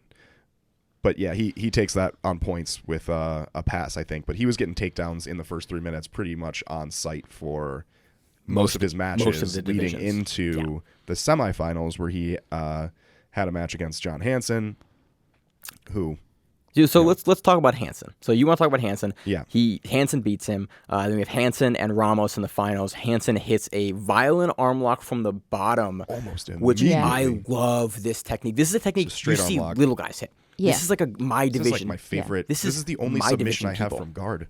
This is a big guy thing too. Is it really? Oh yeah. This is a little guy thing because you have to get your hips up to get the guy usually, or Well, but bend if they him over collar, down. if they collar tie your head, like Yeah. if somebody grabs your head, No, you- this is a big guy thing. As Oh, well. really? Oh yeah. Huh. Because it's all you got to do. You He's an got to all-size anything where you can person, cut yeah. the angles and take some of the weight off of you and put that weight into their arm or their thing for the submission. This is something I leaned into a ton at Blue Belt because people would collar tie you and you'd pull off the collar tie and you're just like, your arm's still there. And you'd overhook. It's a violent arm lock, an overhook arm lock when somebody collar ties your head. It's a straight arm lock from like a high guard essentially. Hansen Hansen pulls on it pulls and then immediately finishes Ramos with it. Yeah. Hansen's run this entire time, and so Zach, the floor is yours. I'll say that one thing to point out here is not to draw anything away from this particular bracket. The dude just won ADCC Trials cleanly and dominantly. Some of the names that you might think of at plus 99 were not here. Right? And it's not to say that it was a weak bracket by any means. There were some really, really good players here, but some of the guys that you immediately think of that pop into your head that might be at East Coast Trials, like Ali was not there. You know, like there were people that weren't in the bracket. That said, Hansen put on such a dominant performance all the way through that he didn't really even have that much time on the mat when you really think about it. he 'Cause he subbed won a his couple first people match quick. by 18 points. 18-0 was his first match. His second match was, I think, a sub in under 3 minutes. His third match in was 1 minute. His yeah. round of 16 was a 1 minute sub. 1 minute sub. Then His he wins 30-0. 34-0. 34-0 in his quarterfinals match. Then wins in Minute 25 Yeah. in his minute 25 sub semifinals in the match. semifinals, and then less than a minute 26 in finals. seconds 26 seconds in his final. finals match. Dude absolutely dominated. And my favorite thing with it was that the matches that he had on points, he had a strategy, and he went in and he performed this thing very well. He pulled guard. He either hit a sub immediately off of pulling guard, or he went for a sub, the person defended the sub, and he hit a sweep off the sub. Yeah. Then once he was on top, he passed, got to side control, and then just generated points by going from side control to knee ride to mount to mount to side control to knee ride to mount, and just racked up 34 points in some cases. And he was putting on a goddamn clinic. It was very impressive. And so people and online people have given some shit for like, I hate the guys who can just rack up points by. I was like, I actually like that. Like, you know how hard it is If to you rack got up it- points? yeah. There's a reason other people didn't but do it. that's what I'm saying, Yeah. and that's why it's like such a niche thing. Like when a guy you give an opportunity for players like this to operate, where it's like, look, I don't have to go through the guard again. Like I understand. In most other jiu-jitsu organizations, when they make you go through the guard again to reset to get points, but I like ADCC because they force you to not make bad decisions and be able to keep scoring it. So if you, in the rare chance that you can rack up 34 unanswered points on someone, like you're given the opportunity to do that without needing to make a mistake to go back to guard to continue to get points on a guy that you can't sub from the top. Like I like that because it gives the top player an avenue to continue to be active in a point-scoring fashion from a dominant position, and it's just nice to see. Yeah, like I love it. it's such a thing we don't see it we see it very few other times. I think 34-0 is the highest scoring match of the Yeah. evening. I Did think Elder it- Cruz have a match that was? He had double digits, but not 34. past 20. Yeah. Yeah, Yeah. it's cool. I like it. I like the rule set for that reason. So Hansen's not a guy that I'd paid attention to much in the past. He's won a long time ago, 2015-16, I think. He won Nogi Worlds. Was it 15 or? 15-16 or 16-17. He did it twice. Yeah, it was an ADCC year and a non-ADCC year, which is not helpful at all. He had a good run at Pans recently Yeah. and some other things, but he's not someone that he's not someone that we've really talked a lot about on the show, No. and he's not someone I've paid a ton of attention to, but he certainly has my attention now. Yeah, hugely. I mean, amazingly impressive performance. Yeah. And I'm really And excited to that's see awesome. what he's able to do when he's got some of the names that, people that were placed at plus 99 last year that are invited back and some of the other trials winners. I'm anxious to see how he fares in the World Championship. Fourth and third place match, we had Danny Chad defeating Alex Grandy. I think that was a points win. Yeah, this was more of that just really good wrestling, really Yep. good top game from David Chad. He looked really nice. Good performance Yep. overall. So let's talk about the women's, that's men. Let's talk about the women's under 60 kilogram division quarterfinals and on. We had Bree St. Marie defeating Kate Egan via submission in 5:36. Are we doing quarterfinals or semifinal? How? I think the women went to eights. So Yeah, we women already went to talked eight. about Oh, did 16s. they? Yeah, Okay. both oh went- yeah, both women's because bracket went to 8. yeah. So you because weren't Catherine- on the Yeah. the 16 person, or you weren't on the day No, one show. I was. Yeah. You were busy. So that was a submission after scoring 11 points. Looked really dominant in that. I forget what submission it was. I think it was a rear naked choke, but I could be wrong about that. We had Jasmine Hosha defeating, I'm missing her first name, Matthews via really quick sub. Nicole Matthews. 41 seconds. Arm yeah. lock. Which Nicole Matthews is a very strong. I mean, she has a very strong game. She's very good at what she does. I've rolled with her before at 10th Planet because she's from Jersey. She's from the Jersey-ish area. Okay. And I've rolled with her before, and she's no joke. She is a tough person to even get something on. So that's a very impressive performance. We had Heather Rafferty versus Enriquez. I'm missing her first name as well. Alexandria. Alexandra Alex, yeah. Enriquez. Was that it, right? Yes. That was a score. That it says was Alex, but I think it was Alexandria. on Yeah, the Alexandria boards. wins that via a pass after I think a pull from Rafferty earlier, and we have Klein, Fatima. Klein defeating. Dude, that girl, her guillotine is crazy. Dude, her run this entire. We've talked about her a Yeah. little bit in the past. Yeah. Her run this weekend was impressive. Yeah. and Because I didn't am- she win? She won an EBI thing recently, right? She won Medusa. Yes, that's what it was. yeah, That's she won what she Medusa. did. She won. We Yeah, talked about that. She won Medusa. Yeah. Did she win the? She won the non-combat jiu-jitsu one or the combat jiu-jitsu one? Non-combat That's what it jiu-jitsu was. one. Yeah, she won that, and we were like impressed with her all weekend. She's quite young too. I mean, Is she really? She's not like super. She's not like Trinity. Trinity is 15 or 16. Yeah. She's not. She's still like 8. I think she's still relatively young. So Fatima beats Trinity via submission in 4 minutes and 18 seconds. Moving on to the semifinals, we have Bree St. Marie defeating Jasmine Hosha via score. Tough match for Jasmine. Just really couldn't get anything off. She was struggling to get off the bottom, and Bree just continued to like impose her game. And didn't let Rocha, Rocha was very crafty, had Wagner on the corner giving very good advice, but Rocha was just unable to just this get was an something going. Interesting one, too. We also saw Rocha walk off the mats and walk on to her next and to her third place match, sort of walking on the blade of her left foot with like an extreme. Like it looked like she either broke a bone in the right side or like the inside of her foot or broke a toe and she had her toe taped up. And so it seems like some sort of dramatic injury happened on the inside of her foot during this match. I don't know when it was or how much it affected anything, but she walked off the mat, like putting zero pressure on the ball of her left foot, and then walked onto the mat for her third place match and off the mat on her third place match, putting zero weight on the ball of her foot. So something happened in there. Yeah. Yeah, that's all. We have also in the semifinals, we have Enriquez and Klein.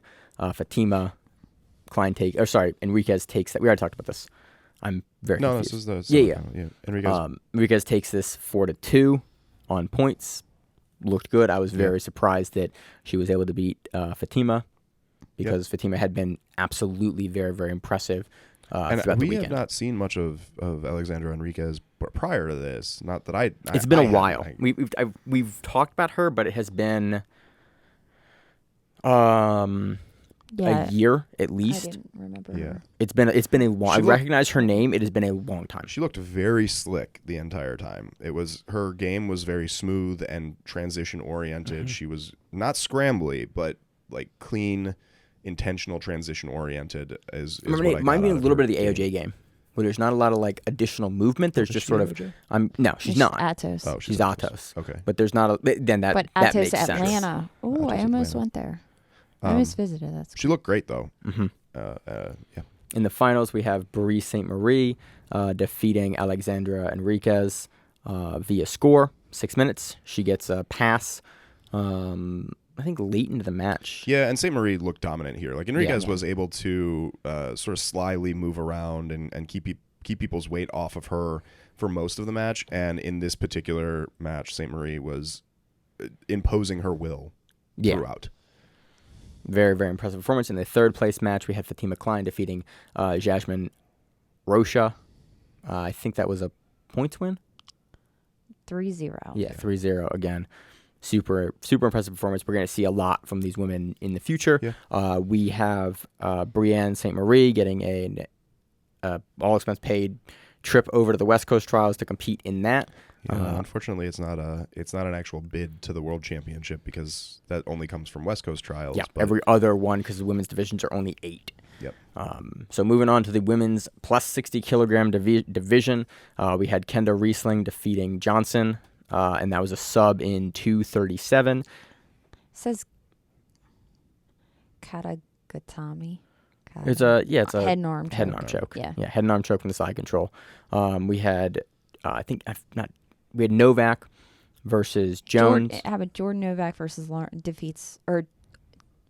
Jones defeats Jordan Novak. Yeah. 6-0. On points, we had, is it Karen Peak? No, it was a Kaleida Peak.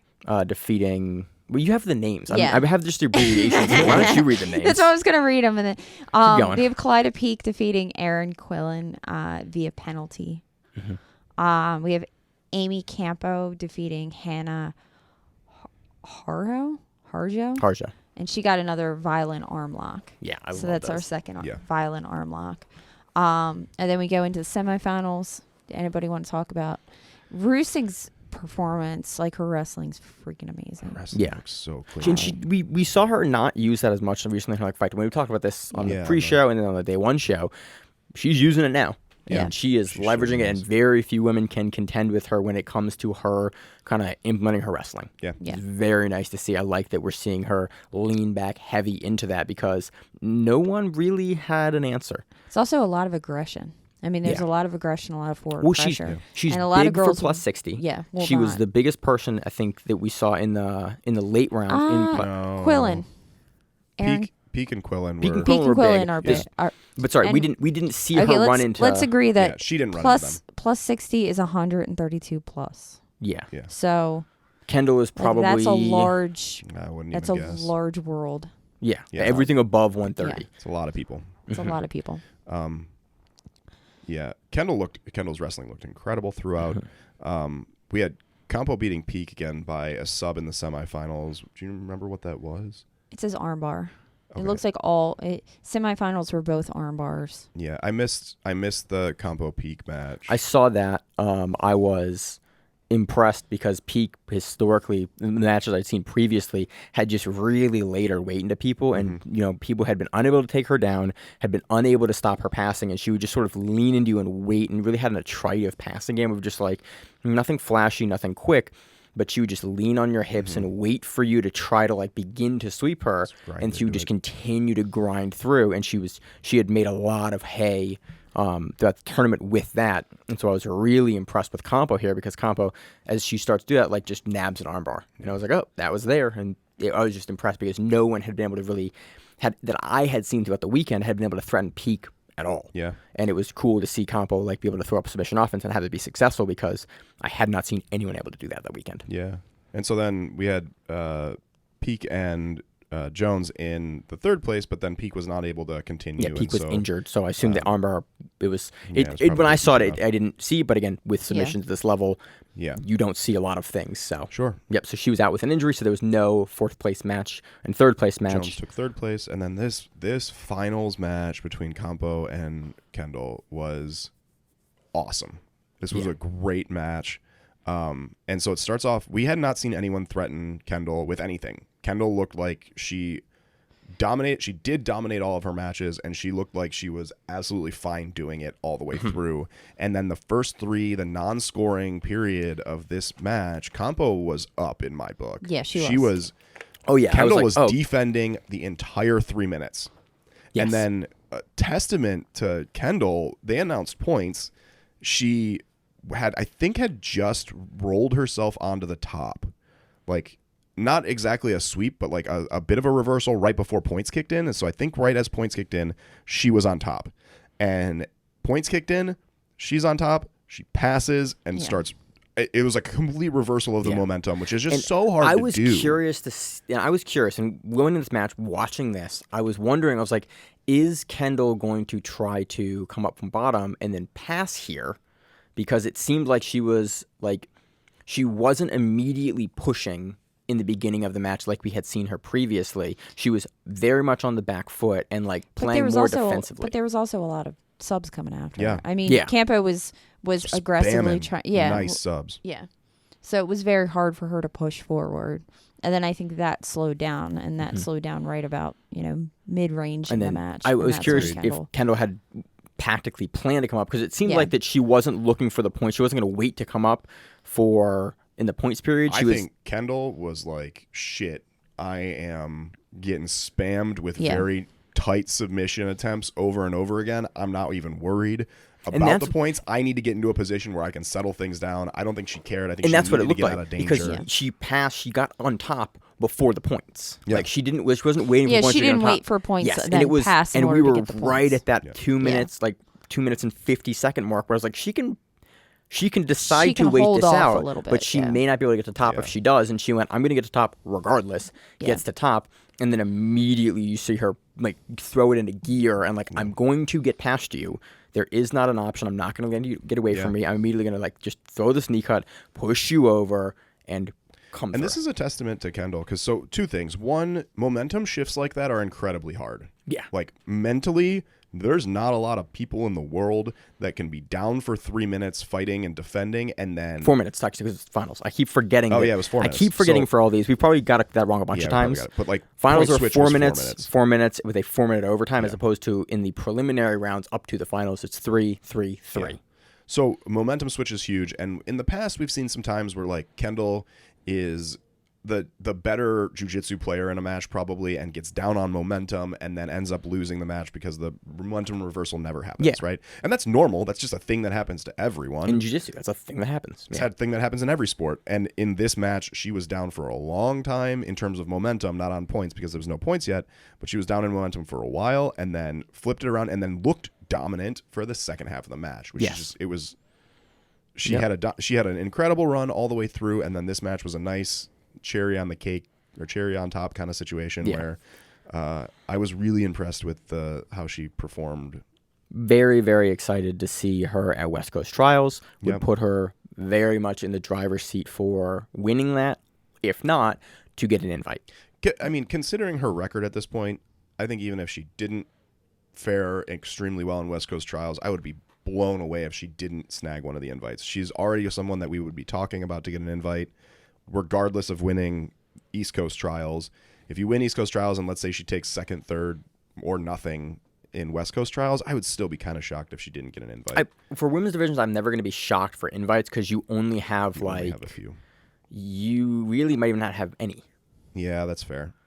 You might have 4 trials winners and then your returning roster, that's 8.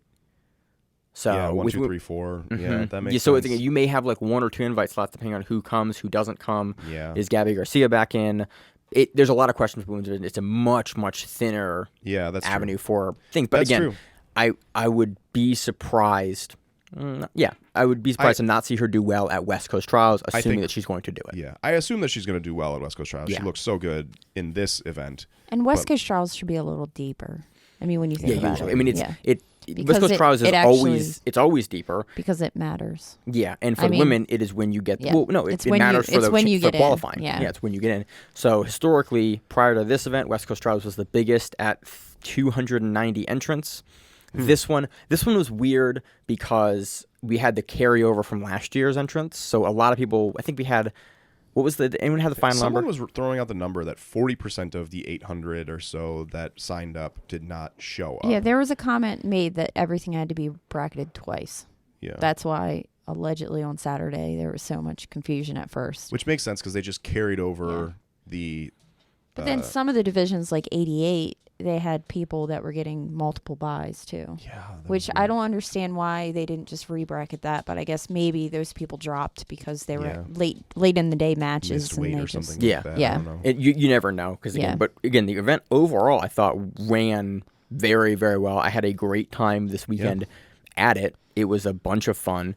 I'm excited to go to California soon for the next one. They said, I saw something online talking about West Coast Trials and saying they might be in Vegas because Mo was talking about California it last night. might not be able to pass through.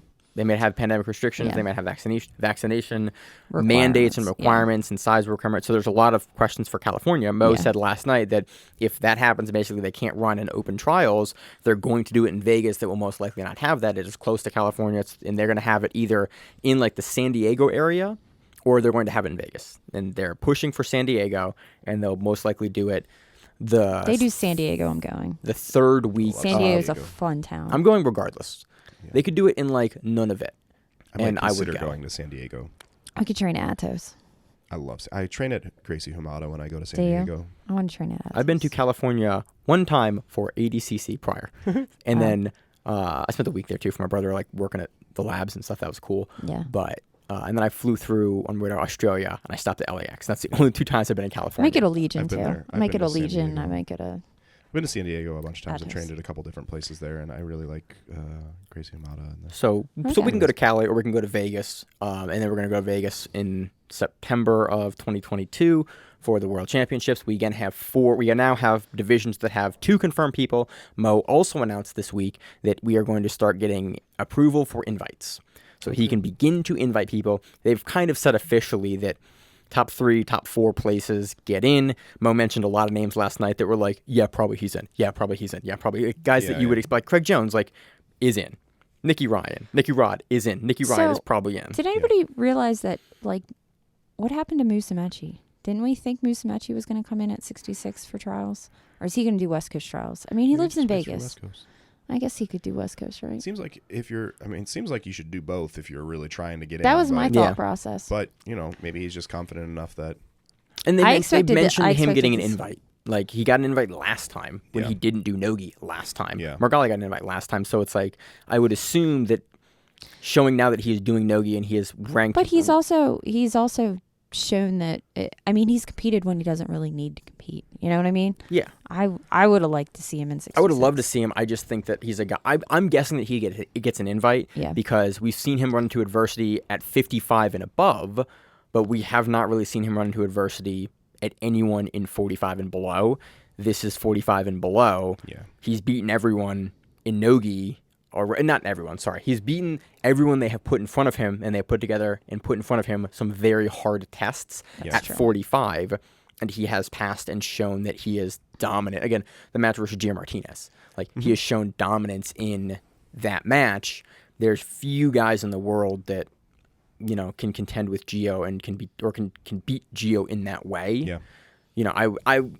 I think it's reasonable to expect him to get an invite. I can't wait to keep speculating for the next year about who we're going to see invited as we kind of build out these brackets. It's part of the excitement of the event, though. It is, though. But that's partially why we have so much fun covering ADCC is because this tournament was wild. Like, the level of talent here, we had, 7 divisions, all stacked talent. Day 2 was a tournament that you could have as a super fight tournament on its own, as its own event. And you had people go out in day 1 that Yeah. that it was surprising that they went out in day one. I loved so. it though because you also have people that we've seen occasionally. It happens like where Yeah. what not like what have you done for me lately, but like guys we haven't seen on a big stage in a year or 2 years or 3 years, and it's like, oh yeah, he made it to the end of day one, or oh yeah, he got beat by this other guy that won the finals in day two. It was just it was great to see the collection of people that like everyone showed up, or not everyone, a lot of people that we haven't seen in a while showed up and showed that they can still do the thing, or showed that like, ooh, your game hasn't progressed a ton since then, or like it was a great litmus test for kind of the current level of top level grappler and like who can compete and like who should we still have on our radar even though we haven't seen him in a while. Now we have seen him, and overall it was just a really, I had a great time. I'm very, very tired, but I had a great time for the event. Yeah. And what were your thoughts on the event? What were your kind of closing thoughts for the weekend, aside from being a very long weekend with a lot of stuff going on? Any sort of other thoughts, any things you would like to see differently for West Coast Trials, anything that you would want to see more of, want to see less of, any rules that, you want clarified or anything like that? No, I think those were run beautifully, honestly. Besides the few errors that we, pointed out. Yeah, that's one thing I do want to point out is I thought... I mean, every tournament has errors. Yeah, so but I thought of all the tournaments not... we've seen, this tournament had the least amount of errors that I can recall of any event we have covered since ADCC. I mean, it's the highest stakes, and so... But it was just cool because we cover shit every weekend, and it's like, that was weird. You still have your bracelet on. Yeah. He's going to have that on for another... Really? I usually wear them for like 3 or 4 days until like the magic wears off. I realized this morning that it was still on. I ripped it off really quickly. I took it off before the event was over. No, I wanted for a to couple get of into days. day two and be able to wander in the back day two. Well, I kept mine on. What I do is like typically we record the podcast and any armbands come off usually this evening or the next day. Is that what it is? Yeah. Okay. If you ever see us cover an event, usually we will have either the passes up or like the armbands are still on, or like it's just a thing I do. Because I was hoping we like would get passes. That would have been fun. Well, I'm going to push for West Coast. Hopefully, give us some more access. We can do some interviews. The reason why I didn't do interviews is we weren't credentialed for this event. I was able to take some photos. I didn't mean by that. I just wanted like the laminate. They're cool. They're cool as shit. I wanted a laminate. So that's why we didn't do interviews. I do have about 3,500 photos I took of day two because we were able to take photos day two. So I'm hoping to put those up on the Instagram and Facebook and some other places. I could also see you in the background taking pictures in some of the matches. Yeah, I could see us in the front on some matches, and I could see you in the background. I love that you can see the Grappling Miranda squad just in the center of the mat, in the center of all the stuff. I wake up at 6 a.m. all the time, just always. And so I was up at 6 a.m. and then had 3 hours to kill. And then for the last hour, because it was supposed to start at 10, and it was like 9 o'clock. And I was like, well, what the hell else am I going to do at this point? I've gotten coffee, gotten breakfast. And so I went and sat and was like the first person with my ass in a seat for the entire day two, and then laid claim to a couple seats. And then you texted us like, get down here now. Yeah. And we were like, okay. And I was like, because then people started filing in at like 9:50, and I wasn't gonna be able to be like, no, my friends are here. Yeah. Well, you did too long. You did the respectable thing, and like, hey, if you want these, you have to come and sit here. Like, I'm not gonna be the guy where it's like it's 10:30, I'm holding seats for an hour and a half, and the event's filled up. Like, no, you got to. If you want it, you got to come sit. It'd be like church. You just take the whole. Well, I was trying to take 5, and I only had one sweatshirt to put stuff on. We'll plan this better next time. Yeah. We'll plan this better next time. So next week, we're going to cover the IBJJF GP. The names have continued to change.